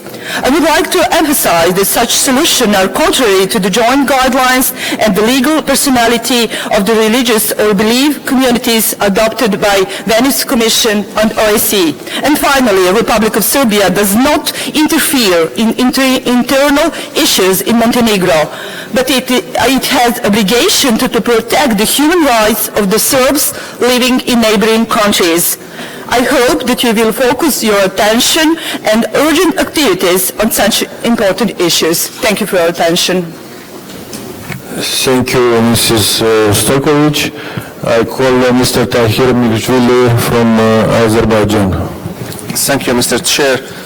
I would like also to thank Ambassador Stoysal for his comprehensive report. Azerbaijan supports Turkish chairmanship of the Forum for Security Cooperations. Turkey is a trusted member of the OSCE and plays an essential role in the region by contributing to international and regional peace, security and developments. We believe that Turkey will spare no effort during its FSC chairmanship for strengthening the OSCE political military toolbox with a view of advancing security and stability in the OSCE regions. Azerbaijan actively participates in the work of the forum and is committed to contribute to peace and stability in the OSCE through its engagement in the FSC. We also thanks for presentation by UK Ambassador Mr. Bush and appreciate his works as a chair of the Security Committee. We support combating terrorism in all its aspects and in a comprehensive manner, including financing of terrorism and addressing the linkage between terrorism, organized crime, and money laundering. Illicit transfer and diversion of weapons to so-called gray zones is among the acute security concerns for the OSCE participating states, including Azerbaijan. It has a particular relevance for the occupied territories of Azerbaijan. Weapons and ammunition continue to be illicitly transferred to these territories by the aggressor Armenia without any accounts. Illicit transfers and diversion of weapons is not only a direct threat to our peace and security, but also creates conditions which may be conducive to terrorism, organized crime, and other international threats and challenges. Therefore, the OSCE's response should be comprehensive in this regard, addressing adequately all forms and aspects of illicit trafficking of weapons. Thank you very much for your attention. Thank you, Mr. Zabarov. I call now Mr. Vladimir Zabarov from Russia Federation. Спасибо, господин председатель. В свете выступления посла Заньера, которое мне очень понравилось, хочу высказать озабоченность российской стороны следующим вопросом. В последнее время власти Эстонии, прикрываясь соображениями национальной безопасности, на системной основе закрывают въезд в Шенгенскую зону неугодным российским политикам, общественным деятелям, ученым, журналистам, молодежным активистам. В феврале 2019 года въезд в Шенгенскую зону на 5 лет был запрещен корреспондентам российской государственной телевизионной радиокомпании Ерофееву и Кострикову в наказание за несогласованность с эстонскими властями репортаж о деятельности религиозной секты свидетелей Йеговы в Эстонии. В июле 2019 года в аэропорту Таллина были задержаны и затем выдворены в Россию журналисты телеканала «Звезда» Шатилова, Мамаева, Шейлов. Со слов эстонских властей основанием для таких административных мер послужило несоответствие типа их виз туристических к целям визита. В августе 2019 года Эстония закрыла въезд в Шенгенскую зону на 10 лет, обратите внимание, на 10 лет активистам молодежной организации «Молодая гвардия» Ковезе, Христенко, Пирогову, Маликову. Кстати, Маликов за пределы России вообще не выезжал и ранее за получением шенгенской визы не обращался. Причина – участие в международном движении «Бессмертный полк». Кстати, это движение, уважаемые господа, в память о тех людях, которые освободили Европу от нацизма. В каждом таком случае российские власти пытались прояснить причины подобных шагов в эстонских компетентных органах. Мы делали жесткие публичные комментарии в защиту российских граждан и наших СМИ. Не вызывает сомнений, что эстонцы используют национальные полномочия по закрытию въезда в Шенгенскую зону причем устанавливают максимальные сроки, которые применяются, как правило, к злостным нарушителям, в целях сведения счетов с всеми российскими общественными деятелями, журналистами и молодежными активистами из патриотических организаций, взгляды и деятельность которых не совпадают с позицией официальных властей. Считаем возможным квалифицировать такую практику, как визовый произвол, противоречащий духу и смыслу Шенгенских соглашений. Спасибо.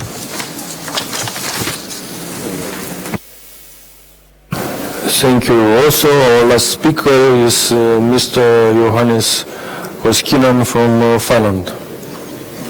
You have the floor. Thank you, and thanks for the good presentations we heard. Yesterday, in the second committee, we discussed shortly about the Chinese Belt and Road Initiative.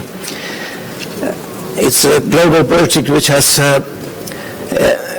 covers all our committee's work, and I would like to ask about the situation. How is it dealt with in the committee structures of OSCE? And it, of course, is related to what we should do here in the Parliamentary Assembly, how to cover these issues.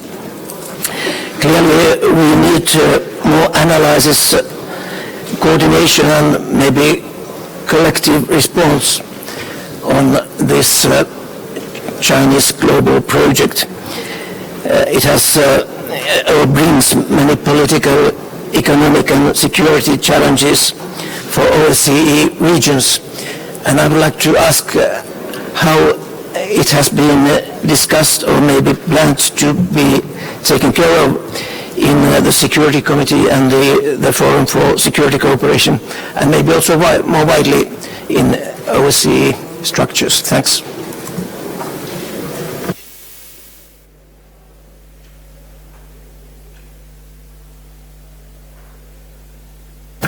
Yes, it looks like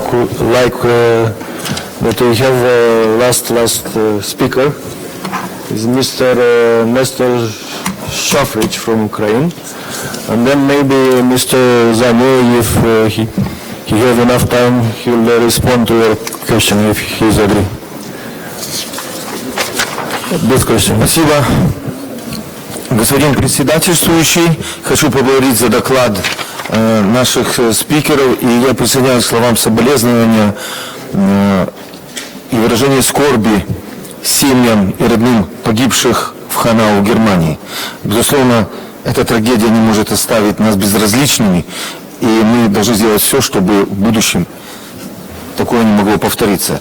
Я хочу отдельно поблагодарить господина Ламберта Заньера, Верховного комиссара ОБСЕ по вопросам национальных меньшин, учитывая, что эта проблема является крайне актуальной для Украины, для моей родной страны. Я родился в городе Ужгороде. Так получилось, что за неполные 100 лет Ужгород находился на территории 5 государств, включая 2 империи – Австро-Венгерскую и Советский Союз. И сегодня мне очень больно наблюдать, как ограничиваются права национальных меньшин и национальностей, которые по праву должны называться коренными на территории Украины, особенно после принятия законопроектов про образование и использование украинского языка как государственного. Никто не ставит под сомнение само право использования украинского языка как государства, об этом говорит первый абзац 10 статьи Конституции Украины, но следующий абзац гарантирует право использования языков национальных меньшин и отдельно русского языка. Кстати, русских на территории Украины проживает, по разным данным, от 17 до 22%. На этом фоне мы, конечно, сегодня возмущены инициативой прошлой власти. Мы с этим боремся и боролись, и получили поддержку. Есть рекомендации Европарламента, что в отношении государственного языка должны быть процедуры стимулирования, а не принуждения. И за это мы очень благодарны.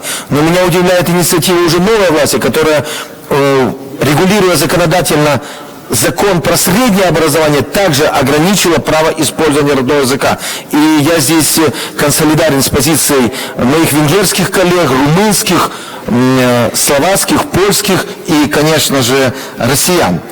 На этом фоне я не могу не обратить внимание на давление принципов свободы слова в отношении нескольких каналов, включая News One, 112, ЗИК, наш, Прямой. Сегодня мы наблюдаем прямое давление, попытки их закрыть. А на 4 телеканалах проводились обыски по разной мотивации, что было невозможным за предыдущие все годы независимости. Это все произошло за последние полгода. При этом уровень оценки правильности действий новой власти упал по сегодняшним опубликованным результатам в 3 раза, начиная с сентября месяца. Поэтому нам понятно, почему ограничивается возможность доведения информации до наших граждан. И буквально 1 минута по поводу обсуждения роли России в конфликте на Донбассе. Вы знаете, россияне не скрывают, что они влияют на этот конфликт. Но при этом сегодня мы имеем инструмент Минские соглашения, и другого нет и не будет. И попытка ревизии Минских соглашений может привести к трагическим последствиям и фактически сделать невозможным урегулирование этого конфликта в ближайшее будущее. Критика и нежелание вести прямые переговоры с нашими гражданами на Донбассе также чревато тяжелыми последствиями, ведь если мы с ними не будем говорить, то как мы там проведем выборы, как мы там восстановим контроль над границей. И, кстати, режим тишины, к сожалению, согласно данным Международной мониторинговой миссии, он нарушается с 2 сторон. Оппозиция ОБСЕ, выстрелы в ответ – это тоже нарушение режима тишины. На фоне падения популярности новой власти я очень обеспокоен, будет ли у нее потенциал реализовать Минские соглашения. Спасибо за внимание. Okay, thank you. Now we conclude this debate. I will ask kindly each ambassador to put the conclusion in 1 minute. We will begin with Ambassador Soysal. Ambassador, you have the floor. Merci, Monsieur le Président. Je remercie tous les parlementaires distingués pour leurs remarques, même s'il n'y avait pas de questions spécifiques adressées directement à moi en tant que président du Forum pour la coopération en matière de sécurité. Je voudrais revenir juste parce que chaque ambassadeur, quelle que soit la fonction qu'il assume, travaille d'abord pour son pays, mais aussi, surtout dans les instances multilatérales, pour l'organisation.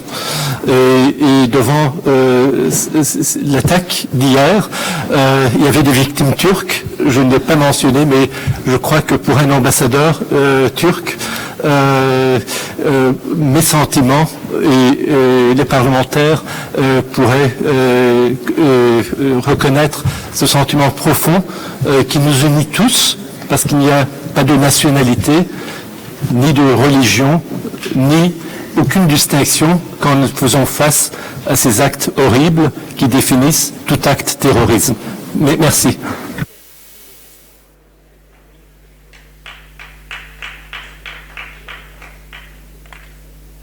Thank you, Ambassador Soysal. Ambassador Bash, you have the floor. Thank you very much, and I'd like to thank all of the parliamentarians as well for their comments and support for the work of the committee. To emphasize as well what my Turkish colleague has said, when you take on the chairmanship of a committee, you work for 57 participating states as well as the chairmanship. And in a consensus-based organization on the OSCE side, that's important for us to remember. So when we are looking ahead this year at how we identify and work to counter transnational threats together, that's going to be very much in our minds. Thank you very much. Okay, thank you, Ambassador. Ambassador Zania, you have the floor. Thank you. A few points from my side. First of all, to once again restate the importance of education as a key process to strengthen the cohesion of the societies, which are diverse and are exposed to external challenges and pressures. I've taken note of the point raised by the Serbian in the Serbian intervention concerning Montenegro. I haven't visited Montenegro yet. I will look more closely into this. Some of our recommendations go in fact in the direction of encouraging the full participation, the inclusion of minority groups in the institutions, including in parliaments. And there are many models to do that. In some cases there are quotas. That's not what we in fact recommend, because it's a very rigid system. It can be a transition system. What we prefer is to ensure that political parties, mainstream political parties, apply policies that are in a way open to diversity and having representatives of all ethnic groups in their midst. And we even have projects at the youth level to encourage the participation of different ethnicities in the group, so that this results in parliaments that do reflect the composition of the society as well. So what I heard sounds like a distortion, and we will certainly look into that. On the point of the Russian Federation, I have to make one specification, which is that I don't deal with individual cases. I really work at a policy level, and I will certainly draw the attention of my colleagues in ODIHR and the freedom of the media for the specific cases that you raise. But there is also an underlying issue, which is something that and I do realize how sensitive it is, but the different accents, different understandings and different narratives concerning history and past events in the history. And I think especially now as we approach important anniversary, like the 75th anniversary at the end of the Second World War, it's important that this tolerance be there and that there is an understanding of different ways in which different people have lived these traumatic events. And this applies not only to the Second World War, but for any conflict that we have gone through. Once again, education, in my view, is key in addressing that. And one small comment on the Ukrainian intervention. Ukraine is also very high on my own agenda, and there are important pieces of legislation that have been passed or are being passed or have to be implemented. And I think it is important that the crisis that affect Ukraine and the conflict in Donbass does not impact too much this legislation. It's important that there is a full recognition of the great diversity of the Ukrainian society, and the legislation that is passed is a legislation that invests on this diversity and make it, how can I say, a strong point of force for Ukraine itself, and avoiding any pieces of legislation that are divisive, while fully supporting, of course, the notion that it is important to strengthen the identity of the country as such, as a diverse country, and it is important to strengthen, for instance, the role of the Ukrainian language, but in full recognition also of the identity of every other component of the society. Thank you very much. I would like to warmly thanks to Ambassador Zamir, Ambassador Bash and Ambassador Soysan. I would like also to thank them on behalf of this committee for their service and support to promote peace and security in OSCE area. We are looking forward to a productive work that we can do together to achieve our common goals. I am very grateful for your time today, and I hope we can call on you again in the future. Dear colleagues, we now turn to the penultimate item on our agenda, the special debate on resolving protracted conflicts, the tools and mechanisms of the OSCE. It is my pleasure to welcome Ambassador Tula Irola, Director of the OSCE Conflict Prevention Center, who will present an introduction to our special debate session. First of all, I would like to congratulate you, Ambassador, on your recent appointment as Director of the OSCE Conflict Prevention Center. I am sure that your profound professional and diplomatic experience will bring important added value to the work of the organization. Dear colleagues, let me briefly introduce Ambassador Irela. Ambassador Irela is an experienced Finnish diplomat. Before taking the post of the OSCE CPC Director, among other positions, she worked as Chief Specialist at the Ministry for Foreign Affairs of Finland, headed the OSCE Program Office in Dasham, served as Ambassador of Finland to Egypt. She has previously served as roving ambassador for Central Asia and head of the Unit for Eastern Europe and Central Asia. Ambassador, thank you for your input. You have the floor. Thank you very much. So, distinguished parliamentarians, excellencies, ladies and gentlemen, indeed, it is my first week as director of the Conflict Prevention Center, so I really consider it an honor to address this distinguished committee of the Parliamentary Assembly today. And I want to say in the beginning that since I previously worked as head of mission in Dushanbe, Tajikistan, I've also had the pleasure to become acquainted with the important work of the Parliamentary Assembly previously, and I have great appreciation for the impact of the mutual interaction between the OSCE participating states parliamentarians and for the PA's position in the entirety of what the OSCE is all about, which is, of course, security and cooperation. And personally, I'm very glad now to be again part of the OSCE family, and I'm very much looking forward to working with the PA in the future. Now, while many of you already are familiar with the topic, I think a little bit of review is never bad to keep the focus on important things. So I will give a little bit of an overview of the OSCE's conflict cycle toolbox, as well as some words on our work related to the existing conflicts in the OSCE area. I could talk for an hour. I know I have much shorter time to do so, so I will be trying to keep this as brief as possible, so that we have, and you have time for discussion. The security challenges that we're facing today, as we all know, are complex and also overlapping. And so we indeed do need a diverse and flexible set of tools to adapt to evolving situations. And as I'm starting in my new position, the CPC, the Conflict Prevention Center, is already celebrating its 30th anniversary this year, as it was established in 1990 in the Charter of Paris for a New Europe.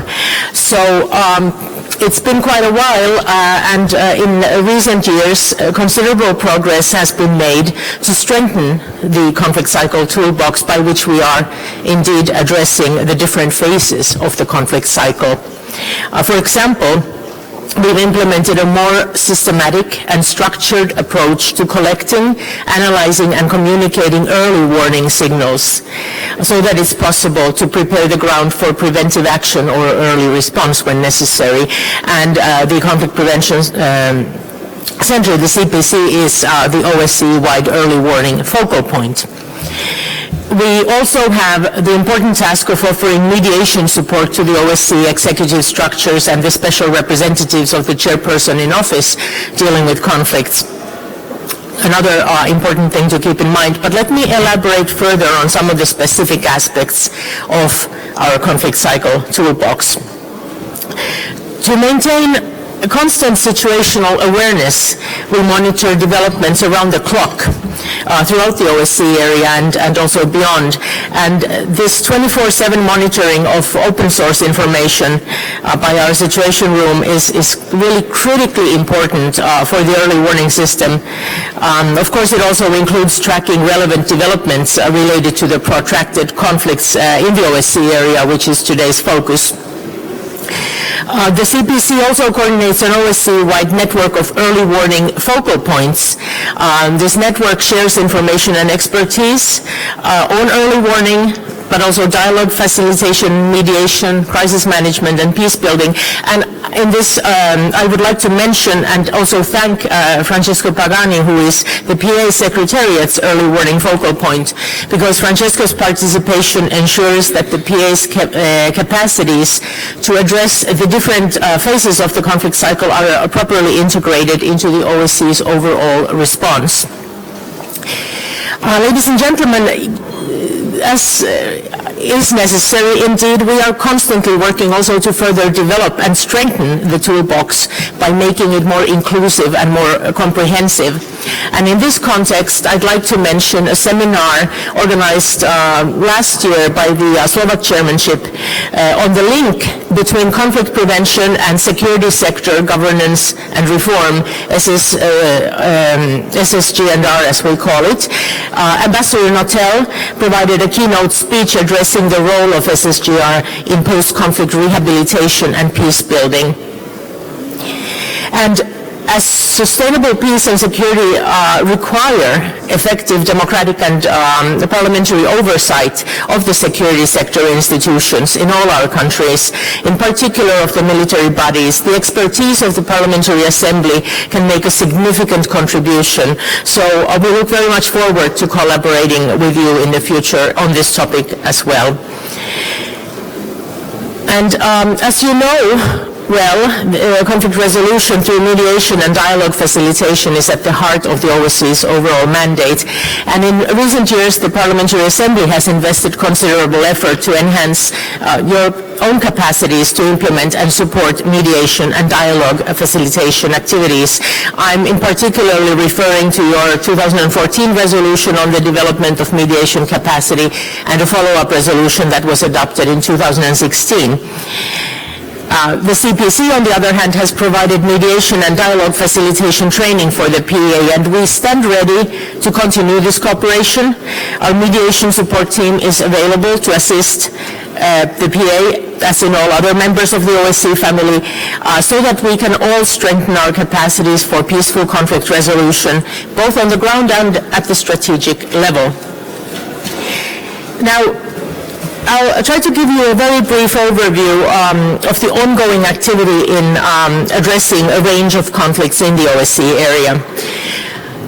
First of all, I think I need to remind all of us just that we should distinguish between the conflict resolution formats and the work of the OSCE Secretariat, as well as the work of the institutions and the Parliamentary Assembly. The formats themselves are primarily a matter for the parties and for the various OSCE representatives of facilitators who are, in most cases, appointed by the chairperson in office. And the Secretariat, the CPC, we are fully committed to supporting those formats in line with their and our mandates. So I won't pretend to be speaking on behalf of the various facilitators or for that matter to be commenting in detail on the status of the discussions in the various formats. Rather, I'd like to make a couple of general observations. First of all, of course, and I think it should go without saying, each of the situations we deal with is unique, even if the principles and the commitments are the same. And the conflict resolution formats themselves are very different, and they're structured depending on the needs and wishes of the parties themselves. We also need to be clear about the distinct mandates of the various formats.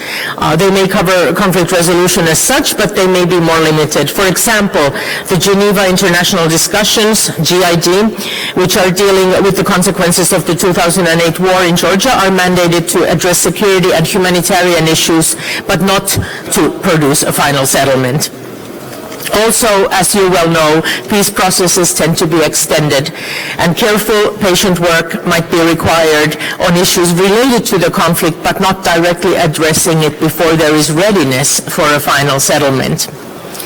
So, considering that time is running, very briefly on the various conflicts in which the OSCE is involved. And I will start with talking a little bit about Ukraine, although I definitely don't want to suggest that Ukraine should be parceled together with unresolved conflicts from earlier years, but we know, or I know, that it is in all of our minds, and it remains a main focus and test for the OSCE's conflict work. It occupies much effort and capacity on part of the organization. You know the leading role of the Special Monitoring Mission, SMM, on the ground. There is a trilateral contact group in Minsk and its working groups on security, political, humanitarian, and economic issues. And the recently appointed Ambassador Heidi Grau plays a key role. But we should also not forget the contributions of the project coordinator in Ukraine and the border observation mission at the Russian checkpoints Gukovo and Donetsk. So we really have a big package here of efforts to resolve the conflict. Secretary General Greminger already reflected on the crisis in and around Ukraine at yesterday's opening session, so I won't be taking your time with echoing his message, except to remind how important it is to build on the positive momentum of the Paris-Normandy summit. And of course we would like to see further positive steps leading to a next summit, and a full and comprehensive ceasefire remains essential for progress. In the meantime, the OSCE, the SMM, will continue to support steps that have been agreed by the sides, including further disengagement. And finally, on Ukraine, let us remember that the civilian staff of the SMM are deployed in a very volatile and unpredictable environment. Moving on to the Transnistrian Settlement process, we've welcomed real progress over the last couple of years, and the OSCE mission in Moldova and the special representatives of successive OSCE chairpersons in office have been intensively involved over the years. So we welcome the recent appointment of Ambassador Thomas Marnharting, who, despite a challenging political context and with presidential elections pending in November, has been pressing ahead with steps toward the full implementation of the previously agreed package of measures, as well as the identification of additional small steps that would improve the lives on both banks. And of course, this is all in close cooperation with the international partners through the 5+2 mechanism. And we're very much looking forward to the continuation of the results-oriented approach that's been pursued in recent years and building on the existing agreements. In the end, it's about working towards a comprehensive and sustainable settlement. On Geneva international discussions, which, as you know, is dealing with the consequences of the 2008 war in Georgia, we're also very closely involved. We support the CIO's special representative for South Caucasus, Ambassador Rudolf Michalka, in his role as a co-chair of the GID, together with the EU and the UN, and as a co-facilitator of the meetings of the Incident Prevention and Response Mechanism, or IPRM, in Ergnedi. And the CPE is also co-moderating the GID's working group on humanitarian issues. Now, last year we implemented several confidence-building activities to support the discussions, and we're hoping to continue these kind of initiatives this year as well, despite a never more challenging context. The Geneva discussions have contributed to stability and accountability on the ground, but since last summer we've seen a deterioration in the situation, so we will keep closely engaged to facilitate the dialogue. And it is unfortunate that the potential of the incident prevention and response mechanisms is not being used, because, and we are working for their full resumption. As far as this part of what I'm saying, I still have Nagorno-Karabakh to mention, the Nagorno-Karabakh conflict, which of course is dealt with by the Minsk Group, and we closely follow the developments. The Minsk Group co-chairs continue their mediation efforts actively, and the joint statement with the Armenian and Azeri foreign ministers in Geneva at the end of January showed that there are many issues on the negotiating table. The CPC supports the personal representative of the chairperson in office, Ambassador Andrei Kasperchuk, but we are not directly involved, so I won't comment more on detail. As I'm concluding, I might note that many of the OSCE field operations, while they're not dealing with protracted conflicts as such, they do have their origins in periods of instability and conflict. And their mandates and activities have evolved greatly over the years, but might still, in some cases, include conflict-related elements. For example, in Southeastern Europe, our field operations continue to address reconciliation, including through support for regional youth initiatives and supporting dialogue among women in the region and so forth, of course working also with other international partners. Now, finally, something very important to my heart, gender-sensitive approaches in conflict resolution are, I hope we all agree, very important. 2020 marks the 20th anniversary of the UN Security Council Resolution 1325, and we should use this occasion to build on what has been achieved and to give further impetus to the promotion of the pivotal role women play in conflict prevention, conflict resolution, and peace building. And in the work I've described above, we will be continuing to encourage and pursue the women, peace, and security agenda in practice. For example, through promoting more inclusive approaches in the GID or encouraging gender-sensitive approaches in our support to the other conflict formats. Inclusive peace processes which take diverse perspectives and needs into consideration increase the likelihood of lasting solutions. This is simply a fact.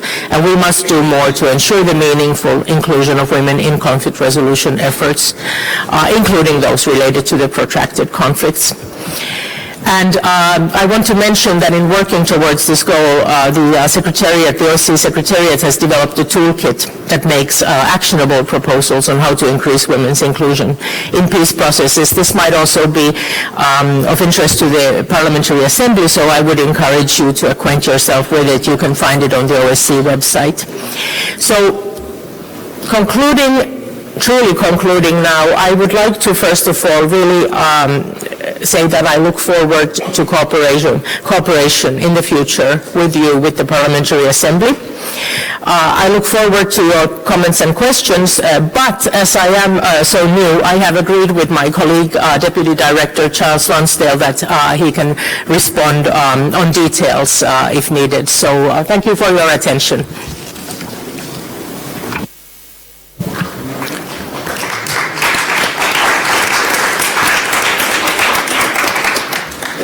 Thank you, Ambassador Iriola, for giving us an overview of OSCE tools and mechanisms to resolve protracted conflicts.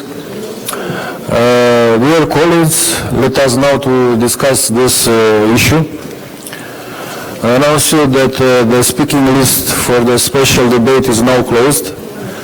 We have 16 speakers, so I insist to respect the time.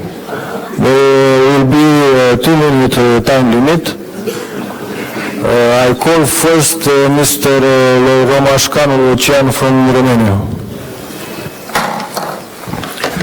Dear Mr. Chairman, dear colleagues, resolution of protracted conflicts remain a core business of the OSCE and must be at the very top of our political agenda.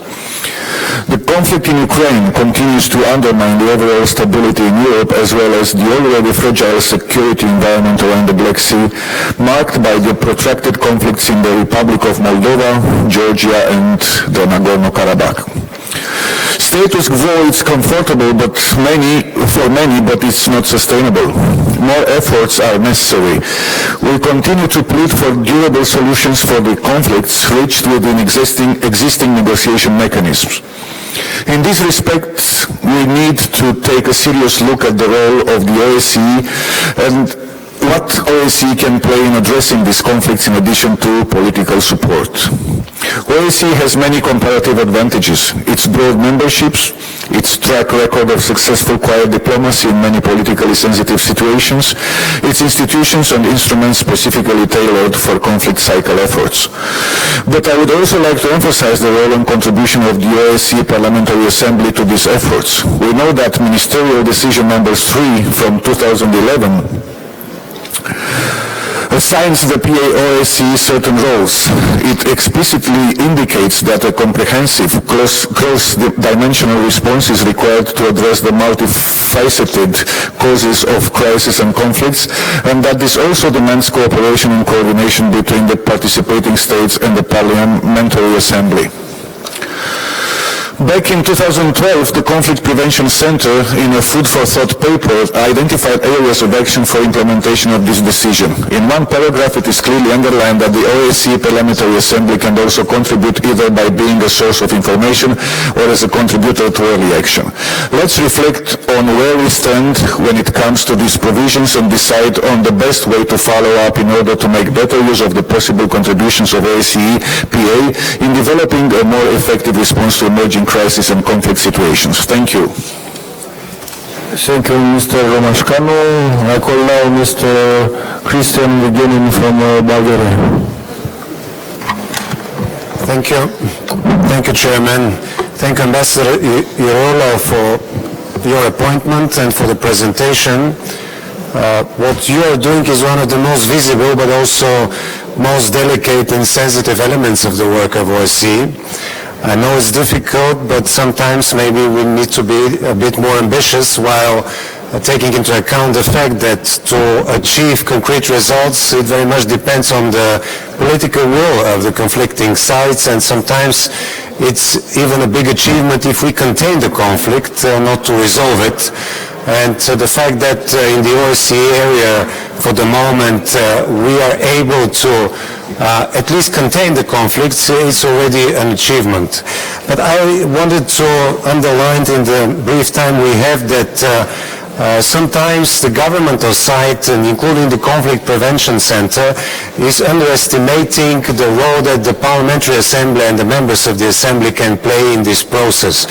So I encourage you to have more trust in parliamentarians.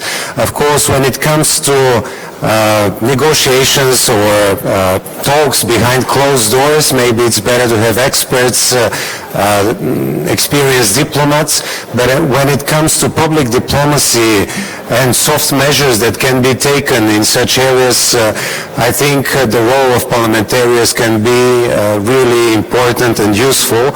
So from that point of view, please in your work count more on the Assembly and on the parliamentarians.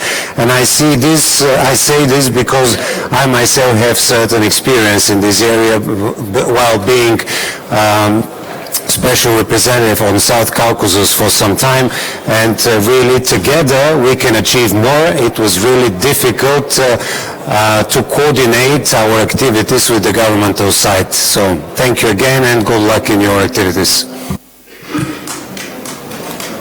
Thank you, Mr. Vigenin. I call now Mrs. Irene Cherlan-Bardis from Cyprus. Dear colleagues, sadly there are states insisting not to comply with international law, which they violate and interpret according to their interests. One striking example is Turkey. Yesterday, Special Representative Mr. Alizar accurately pointed at Turkey's illegal activities and aggressive behavior in the Eastern Mediterranean against the sovereign rights of the Republic of Cyprus, against my country, an EU member state that only Turkey does not recognize. Turkey is now in Plot 8 of Cyprus Exclusive Economic Zone, in which the Yavuz drilling ship has been operated after its incursion in Plot 7 last October. Both plots were duly licensed by the Republic of Cyprus to the Eni and Total companies, which prompted French aircraft carrier Charles de Gaulle sailing through Plot 8 a few days ago. Since May 2019, Turkey has been conducting illegal drillings within the EEZ of the Republic of Cyprus in violation of the law of the sea and international customary law, ignoring repeated calls by the international community to stop. Under the Blue Homeland banner, Turkey claims 40% of Cyprus' exclusive economic zone for itself, at the expense of the lawful rights of Greek Cypriots and Turkish Cypriots alike, and of many prospects towards and viable settlement of the Cyprus problem.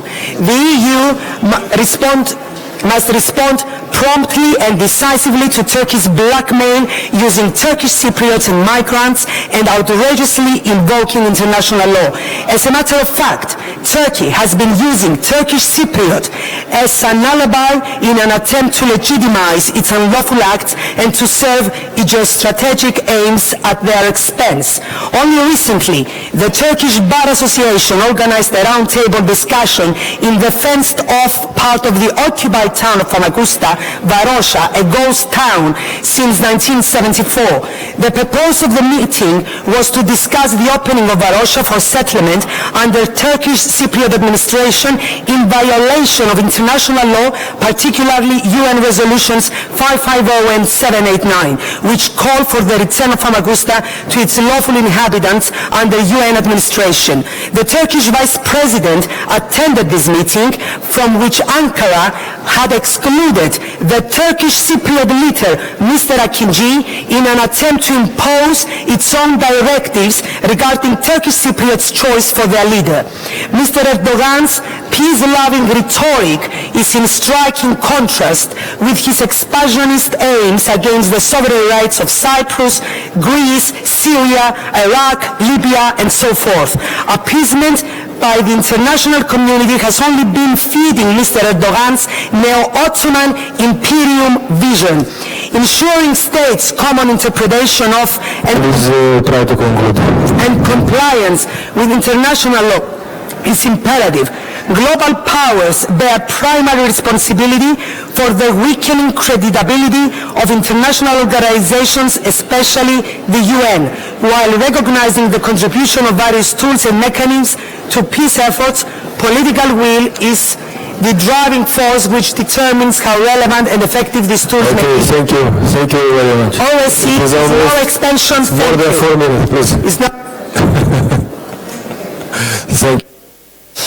So now I call Ms. Dr. Heidi Fry from Canada. Thank you, Mr. Chair.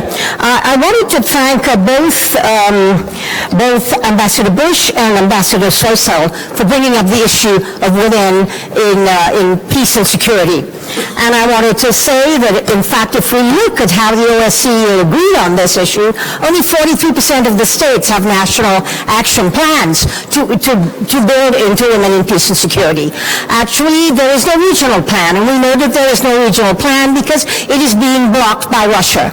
And so we have one of the problems in which we cannot collaborate and cooperate in women, peace and security. And we know that women are not just victims, that the 4 pieces of women, peace and security is about preventing conflict, it is about participating in preventing conflict and in peace talks, and it is about protecting women. But women are not only victims, women have the ability, because we know that when women participate in any kind of conflict resolution, that in fact it is a longer-lasting conflict resolution. And so we need to talk about this and we need to implement it. I am also a little concerned that in terms of protecting women, that we have the United States, China at the UN level, and Russia blocking the idea that women have the right to sexual and reproductive health and human rights. And those are some of the things that we're not moving forward on. And I think the bottom line here is we have to collaborate. We have to work together. We have to develop a plan. Canada's committed. We have begun to work on this, and so have other countries. But only half of the national action plans that we now have in place have any resources built in, any money built in, and any ability to actually make it happen. So once again, we have agreements in which we just talk the talk and we don't walk the walk. And I want us to talk about how we work together to create a regional agreement at the OSCE level to walk the walk. Thank you. Thank you. Mr. Mehmet Sarit Kirazoglu from Turkey. Thank you, Mr. Chairman. Dear participants, distinguished members, I totally reject the unfounded and disrespectful allegations of one of the former speakers about Turkey. I would like to underline that Greek Cyprus' persistent denial and non-recognition of the political equality of the Turkish Cyprus is the root cause of the Cyprus issue. Unilateral steps of Greek Cyprus that ignore the equal rights of Turkish Cyprus and violate our rights in our continental shelf are unlawful and unacceptable.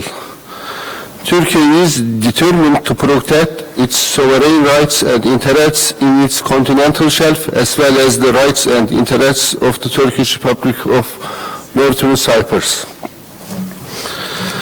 Now, I want to say something about our topic. The ultimate goal of the OSCE is to create an area of stability, cooperation, and prosperity. Its unique, comprehensive approach to security is what makes the OSCE unique. conflict areas in Georgia, Transnistria, and between Azerbaijan and Armenia remain unresolved for much too long. This is one of the main challenges for the OSCE. The longer conflicts remain unresolved, the more they have negative effects on trust and confidence in the organization. These conflicts clearly demonstrate the pressing need for a common political will towards building a truly secure OSCE geography. Therefore, need to further strengthen the OSCE's toolbox to better address the deadlocks in the conflict cycle. Dear colleagues, being a country of the region, Turkey attaches great importance to the security and stability of the South Caucasus. Turkey remains ready and is willing to contribute to any effort to help settle these conflicts within their respective negotiation formats. Regarding the conflict between Azerbaijan and Armenia, we underline once again the oft-used remark that the status quo in the conflict is neither acceptable nor sustainable. As a member of the Minsk group, Turkey remains committed to supporting all efforts to find a just, viable and lasting solution to the conflict through peaceful means, respectful of Azerbaijan's sovereignty and territorial integrity, in line with the relevant UN Security Council resolutions. We support all efforts to bring a comprehensive and sustainable solution to the conflict in Georgia that is respectful of the independence, sovereignty and territorial integrity of Georgia. We see the Geneva International Discussion as the key platform for addressing the issues stemming from this conflict.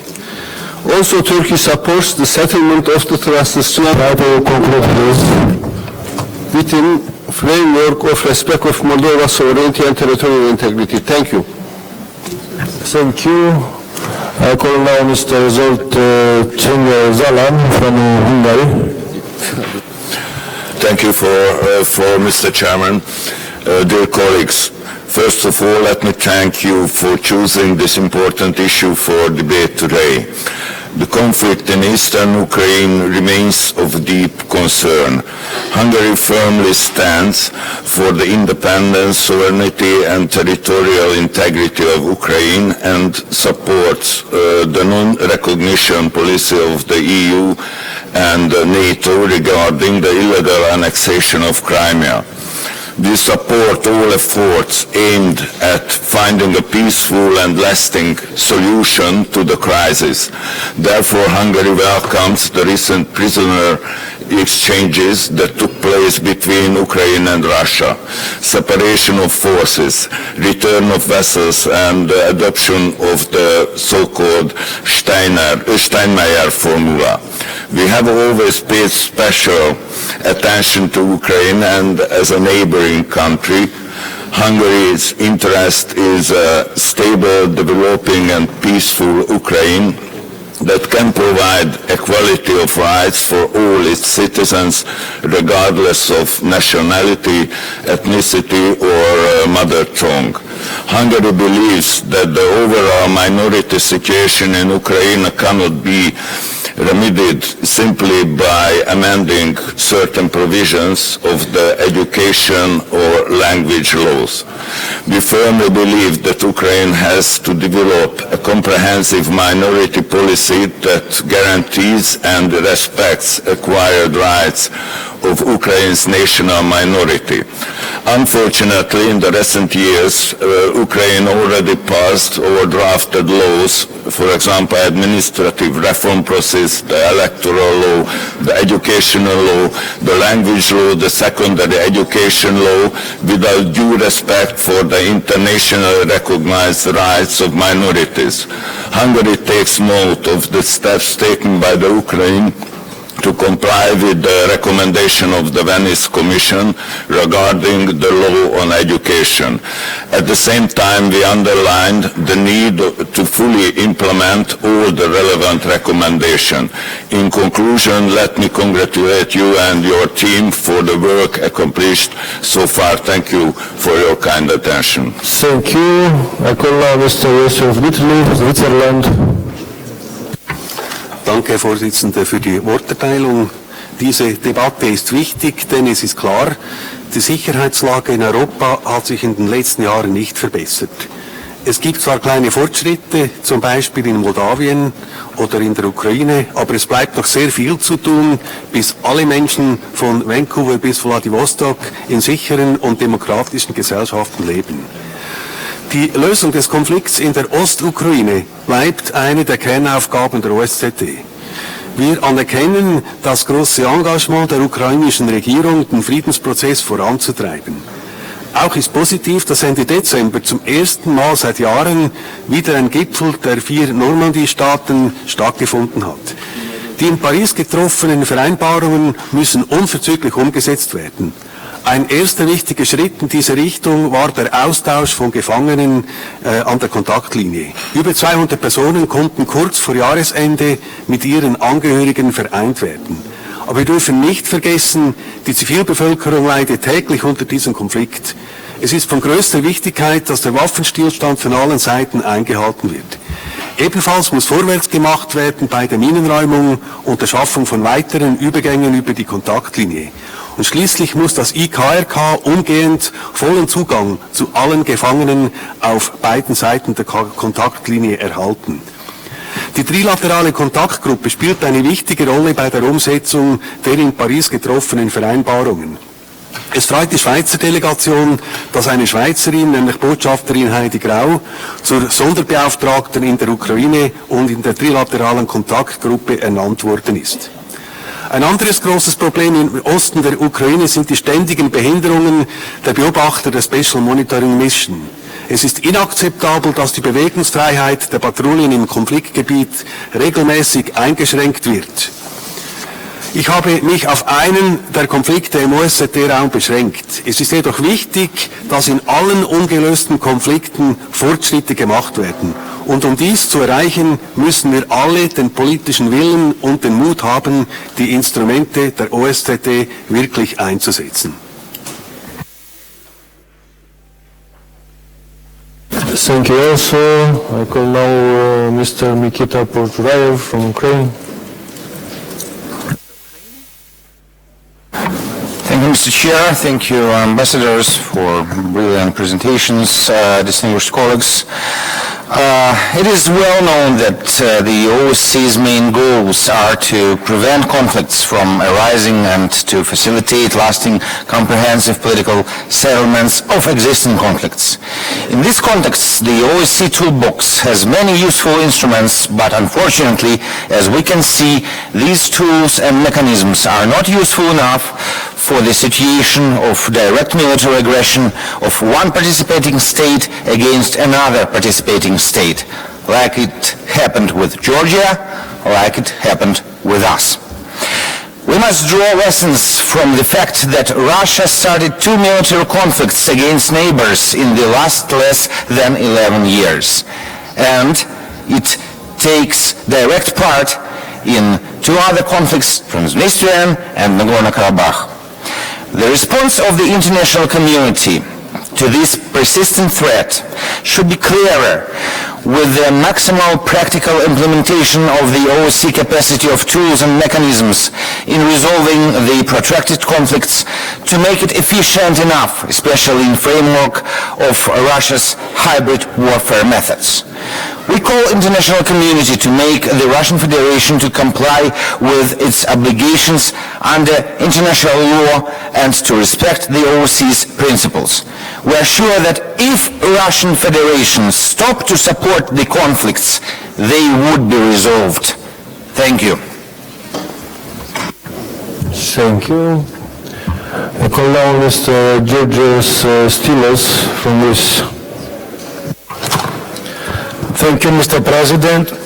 Ladies and gentlemen, economic crisis, migration, refugee, climate change, the fourth industrial revolution are all factors creating new challenges for developed countries and republics.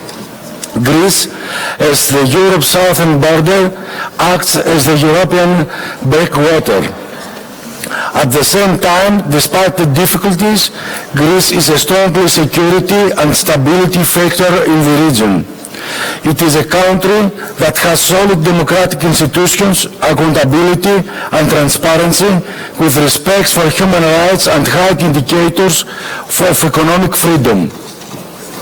It offers investment opportunities that it enhances business and economic growth.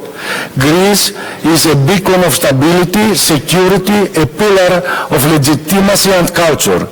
Our standing position is the only way to resolve disputes in the Eastern Mediterranean is the international law.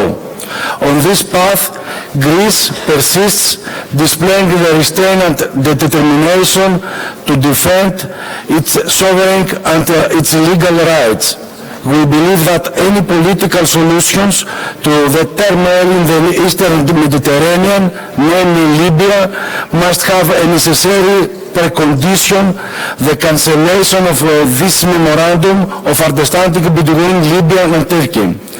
It is a void memorandum which produced no legal effect. This is something that had been validated during the last EU summit. Moreover, the Memorandum of Security and Military Cooperation constitutes an open and blatant violation of the UN arms embargo on Libya and further aggravates the situations on the ground. Speaking as a close neighbor, the Greek side underlines the importance of a political solution in the Libyan crisis, as well as its support to the Berlin Conference and the efforts of the UN Special Representative for Libya, Mr. Salamé. I would like to conclude by saying that times requiring international cooperation, participation and solidarity as never before. On this road, we are close to follow. That united us is much more than what divided us. Thank you. Okay, thank you. Mr. Iraqi Berea from Georgia. Thank you, Chair. Today, after several years from illegal occupation of Georgian territories and the annexation of Crimea, if we ask a question if anything has changed or improved, the answer is very clear. Instead of compliance with its international obligations, Russia refuses to undertake non-use of force pledge, to withdraw, and to revoke its recognition of occupied regions of Georgia as independent states, to allow the access of international security mechanisms on the ground. It continues de facto annexation of those regions, seeking their full incorporation into its military, political, and economic system in full disregard of the international law. Grave human rights violations are manifested in killings, torture, and degrading treatment of our citizens. Illegal process of borderization continues. Our citizens are deprived of the right of free movement, property, and education in the native language. Due to the closure of so-called crossing points, people have no access to emergency and vital services. The ones in need of urgent medical treatment simply die in occupied regions. And even doctors attempting to travel to the occupied regions for providing medical treatment to the people in need are illegally detained and jailed by the occupying power. The case of illegal detention of EU monitors not very long ago is also quite alarming. Despite the efforts by Georgia and the international community, hundreds of thousands of IDPs expelled as a result of several waves of ethnic cleansing are deprived of the right to safe and dignified return to their homes. Georgia actively pursues peaceful conflict resolution policy and undertakes steps towards reconciliation and confidence building between war-torn societies. We fully implement the ceasefire agreement, but unfortunately there's no reciprocity from the Russian side. Russia continues to undermine vital negotiation formats, and through blackmailing and walkouts it hampers substantive discussions and hinders progress at Geneva international discussions. Moreover, as a result of its destructive approach, the meetings of incident prevention mechanisms are also suspended. As OSCE is designed to play a crucial role for European security, it's important that it has the ability and tools for conflict prevention and resolution. Our discussions shall not be pure academic ones, but shall focus on addressing the real problems on the ground and tackle violation of territorial integrity of sovereign states. We shall acknowledge and fully acknowledge the prices paid and to be paid in the future by not devoting sufficient attention to this kind of illegal activities by the aggressor state. The international community needs to be more consolidated, more vocal, more decisive, and more effective, and make proper use of all the tools at its disposal to make Russia comply with its international commitments. Thank you. Thank you also. I call now Mr. Ilkka Kanerva from Finland. Mr. President, thank you, Ambassador Yrjölä, for your excellent presentation, constructive and positive in various ways. The idea and mission of regional cooperation organizations is to prevent conflicts and promote cooperation in the field of security. Within this context lies an aim of certain regional superpowers to steer security policies in the region concerned. Today, at the return of the Cold War, we need the OSCE to be uniform, effective, and capable to act, especially when unfortunately Western Europe is not currently fit for purpose. Defending multilateralism has become the core of foreign policy in many countries today, fortunately. Germany and France have convened a coalition to defend multilateralism, to which over 60 countries have expressed their willingness to join. The President of Ukraine, Zelensky, has attempted in many ways to promote peace and stability, as well as implementation of Minsk agreement. The OSCE has an important mission in Ukraine and brings an important contribution to the solution of the crisis. As circumstances become more challenging, the importance and value of dialogue and peace mediation will increase. This is where the OSCE and its assembly has a perfect opportunity to become a game changer and defender of our own values. Thank you. Thank you, Mr. Grigori Kalashин from Russian Federation. Спасибо большое, господин председатель. Я прежде всего хочу пожелать успеха послу Тула Юрия в ее трудной миссии. Здесь важны принципы, последовательные меры по укреплению доверия между сторонами в конфликте, обязательное выполнение принципа неприменения силы и выполнение достигнутых договоренностей, иначе наступает тупик. Налаживание прямого диалога сторон в конфликте, отказ от политической пропаганды, которая, к сожалению, имеет место, польза тактики мелких шагов, то есть практических шагов навстречу друг другу. Кризис на Украине. Здесь 5 лет тому назад подписан комплекс мер по выполнению Минских договоренностей, которые подписали президенты Украины, Франции, канцлер Германии и президент России вместе с лидерами Луганска и Донецка. Зафиксировали конкретные обязательства для урегулирования кризиса на юго-востоке Украины. Увы, они так и остаются невыполненными. Более того, вновь раздаются голоса о необходимости их пересмотра. Нормандский формат на высшем уровне в декабре в Париже вновь подтвердил необходимость выполнения уже принятых решений. Увы, идет заматывание и этих решений. Налицо отказ Киева от предметного диалога с Донбассом. Мы призываем украинские власти на деле проявить приверженность восстановлению мира в своей стране. Нагорный Карабах. Здесь активно действует тройка сопредседателей Минской группы ОБСЕ, а это Россия, Соединенные Штаты и Франция.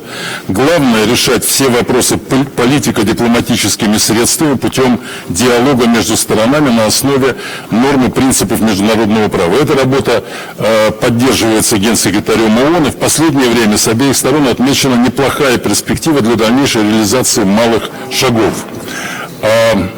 Приднестровье, урегулирование. Полезен формат 5+2, но главное зависит от Кишинева и Тирасполя. Контакты руководителей обозначили решение ряда практических вопросов, важно добиться их реализации. И, наконец, ОБСЕ вместе с ООН и Евросоюзом активно участвуют в женевских дискуссиях, значение которых очевидно, поскольку это единственная площадка, на которой Грузия после агрессии 2008 года Михаила Саакашвили имеет возможность напрямую обсуждать вопросы с Абхазией и Южной Осетией. Благодаря женевским дискуссиям 12 лет в регионе Южного Кавказа нет масштабного кровопролития, и представители Тбилиси, Цхинвала и Сухуми могут точно обсуждать все сложные проблемы при участии международных организаций, а также России и Соединенных Штатов. Ключ долгосрочной стабильности в этом регионе в налаживании диалога от Абхазии и Южной Осетии. Спасибо. Now I call Mr. Ajay Konoran from Armenia.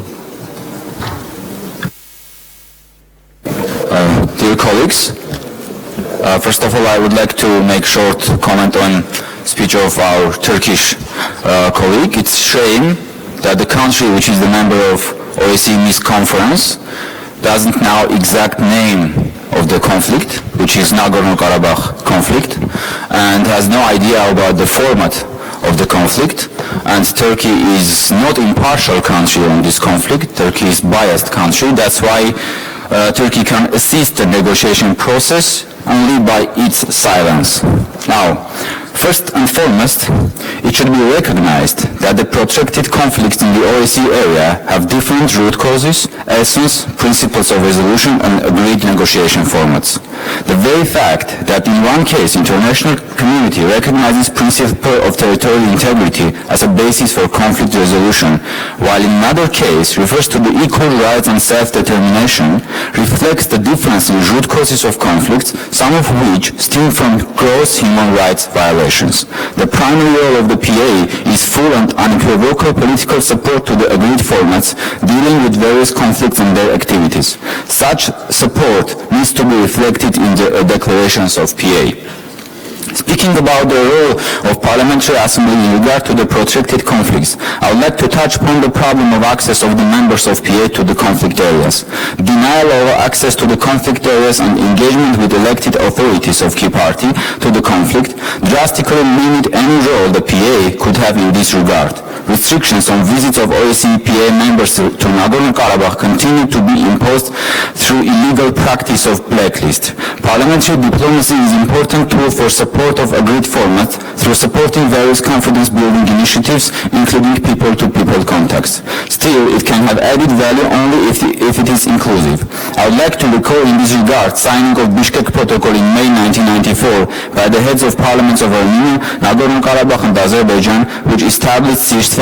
Regrettably, our debate lacks inclusiveness, in particular engagement with key parties to the conflict. The peaceful settlement should be inclusive by directly engaging all parties to the conflict. Therefore, Nagorno-Karabakh, through its elected representatives, should be a direct party to the negotiation process. In this regard, we emphasize the necessity of full engagement of the elected representatives of Artsakh in the peace process. Nagorno-Karabakh people, as the primary party to the conflict, should have decisive voice in defining its future. Thank you very much. Thank you. Also, I call now Mr. Nestor Shufrich from Ukraine. Спасибо, господин председательствующий. Хочу поблагодарить госпожу посол Тулу Юрьеву за ее доклад. И не могу не вернуться к трагическому решению предыдущего президента Украины Петра Порошенко, который 30 июня 2014 года принял решение военный конфликт разрешить проблему на Донбассе, при том, что в этот момент погибших было около 300, гривня была в 2,5 раза сильнее, а ВВП было в 2 раза больше. После этого решения десятки тысяч погибших и трагические последствия на востоке нашей страны. При этом не могу не отметить еще раз, что новый президент Украины подчеркивает желание урегулировать этот конфликт, но мы сегодня обеспокоены той ситуации, которая складывается вокруг мирных переговоров. Она вызывает тревогу. Не сделано ни одного шага для реализации договоренностей по выполнению Минских соглашений, достигнутых в Париже в декабре этого года. Следующая встреча в нормандском формате находится под угрозой срыва. Оппозиционная платформа «За жизнь» сегодня требует направить все усилия парламента и правительства на реализацию договоренностей, достигнутых на парижской встрече, и выполнение политической части Минских соглашений. Прекратить разговоры о разделительных стенах, о спекуляции по поводу пересмотра Минских соглашений, сконцентрироваться на прямых переговорах с руководством Российской Федерации и начать диалог с Донецком и Луганском. Согласовать разведение сил по всей линии соприкосновения и обеспечить устойчивый режим прекращения огня, отказаться от ущемления социальных прав жителей Донбасса, провести все предусмотренные законом социальные выплаты, прекратить дискриминацию, остановить наступление на социальные и культурные права русскоязычных граждан Украины, подчеркиваю, именно граждан Украины. И вы знаете, риск пересмотра и ревизии Минских соглашений сегодня реально ставит под угрозу сам мирный процесс. Основное требование новой власти – поменять местами выборы и контроль над границей. Мы с вами прекрасно понимаем, что процесс выборов и процесс восстановления контроля над границей – это не процесс одного дня, это несколько месяцев. И алгоритм регулирования этих процессов, безусловно, при желании можно найти. Но кроме желания еще должна быть и воля. А в условиях падения рейтинга новой власти и в условиях давления правоцентристских партий, которые имеют мизерную поддержку в нашей стране, этот процесс становится все более эфемерным и менее реализуемым, что нас и беспокоит. Спасибо за внимание. Thank you. I call now Mr. Tahir Mikshvili from Azerbaijan. Thank you, Mr. Chair. We welcome the focus of the OSCE on conflict resolution. Armed conflicts continue to pose a serious threat to regional peace and security. The OSCE and its participating states should redouble their effort to restore unconditional respect for the principles enshrined in the Helsinki Final Act without any exception, double standards, geographical or any other preferences.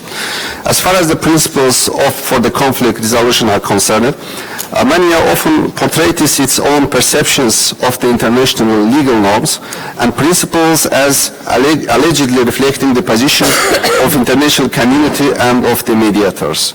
In this regard, claims by the Armenian delegate this morning and even now have nothing in common with the principles as enshrined in the Helsinki Final Act. Nothing in the Helsinki Final Act or other relevant international legal instruments is constituted as authorizing or encouraging in any sense the partial or total disruption of the territorial integrity of states. In fact, all the principles of the Helsinki Final Act reinforce the principles of territorial integrity and inviolability of internationally recognized frontiers. I recommend the Armenian delegate to read once again the Helsinki Final Act to refresh their memory. Within the Minsk group format, Azerbaijan stands for tangible results in substantive talks to move beyond the unacceptable and unsustainable status quo of occupation of its territories. The achievement of peace, security and stability will be possible, first, only if the consequences of Armenia's occupation are removed, thereby ensuring that its armed forces are immediately, unconditionally and completely withdrawn from the territory of Azerbaijan, the sovereignty and territorial integrity of Azerbaijan are restored, and the rights of internally displaced Azerbaijan to return to their homes and properties is guaranteed and implemented. Persistent attempts by Armenia to change the format of negotiation and to introduce the unlawful regime established in the occupied territory of Azerbaijan as a part of negotiations is another open challenge to the peace process. This provocative step prompted by the co-chairs of the Minsk group to issue the statements of 9 March 2019 in which they urged to refrain from demanding unilateral change to the format without agreement of other party. The format of the OSCE Minsk group was agreed by OSCE participating states in 1992 by consensus and endorsed by the UN Security Council. Thank you very much. Thank you. And now our last speaker, Mr. Nikolai Uzak from Russia Federation. Благодарю вас, господин председатель. Мы можем по-разному оценивать события последних 30 лет, но всех нас волнует то, что мир подошел к опасной черте. Вот почему каждый доклад, каждое выступление должно отличаться глубокой правдой, отнюдь не содержать политическую ангажированность. Вот докладчик Касюнас, он как раз и задал пример, как не нужно сотрудничать с столь авторитетной организацией. Его доклад как раз поднял те силы, которые стояли на Майдане, которые провоцировали Майдан и которые никак не могут унять свои политические амбиции. Для историка это такой неплохой урок, но мне кажется, надо и президиуму нашу умело подбирать докладчиков, потому что этот доклад был явным диссонансом на общем фоне, который сейчас нам предстоит и мы обсуждаем. Не случайно, что как раз в этих странах мы наблюдаем факельное шествие, возврат к идеалам нацизма, и это носит повсеместный характер. Надо поставить надежный заслон этому явлению. Надо не забывать уроки истории и как приходил Гитлер к власти. Не случайно резолюция из года в год Организации Объединенных Наций, которая осуждает неонацизм, ксенофобию и нетерпимость, не подписывается только двумя государствами. Это Соединенные Штаты и Украина.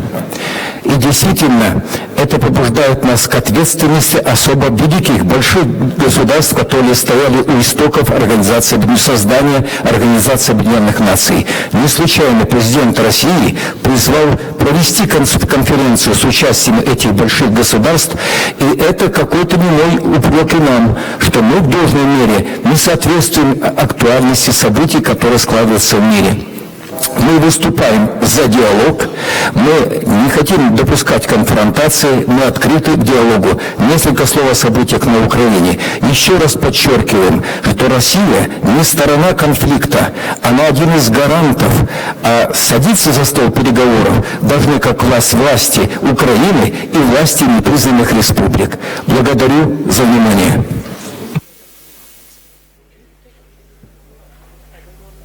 Thank you. Colleagues, we now move to our final item on the agenda for today. Does any member to raise any other business at this time? No. No? Thank you. On behalf of myself, dear colleagues, I would like to thank all of our speakers today for their contributions. I would like also to thank the members of the committee for their participation in our dialogue. Of course, I must recognize the diligent work of our interpreters, without whom we could not have such a productive session. Many thanks also to the excellent professionals of the OSCE Parliamentary Assembly Secretariat for their hard work in organizing our meetings. The committee will next meet in Vancouver in July. I look forward to seeing you there. I now declare the 2020 winter meeting of the OSCE Parliamentary Assembly's General Committee on Political Affairs and Security closed. Thank you. See you in summer in Vancouver.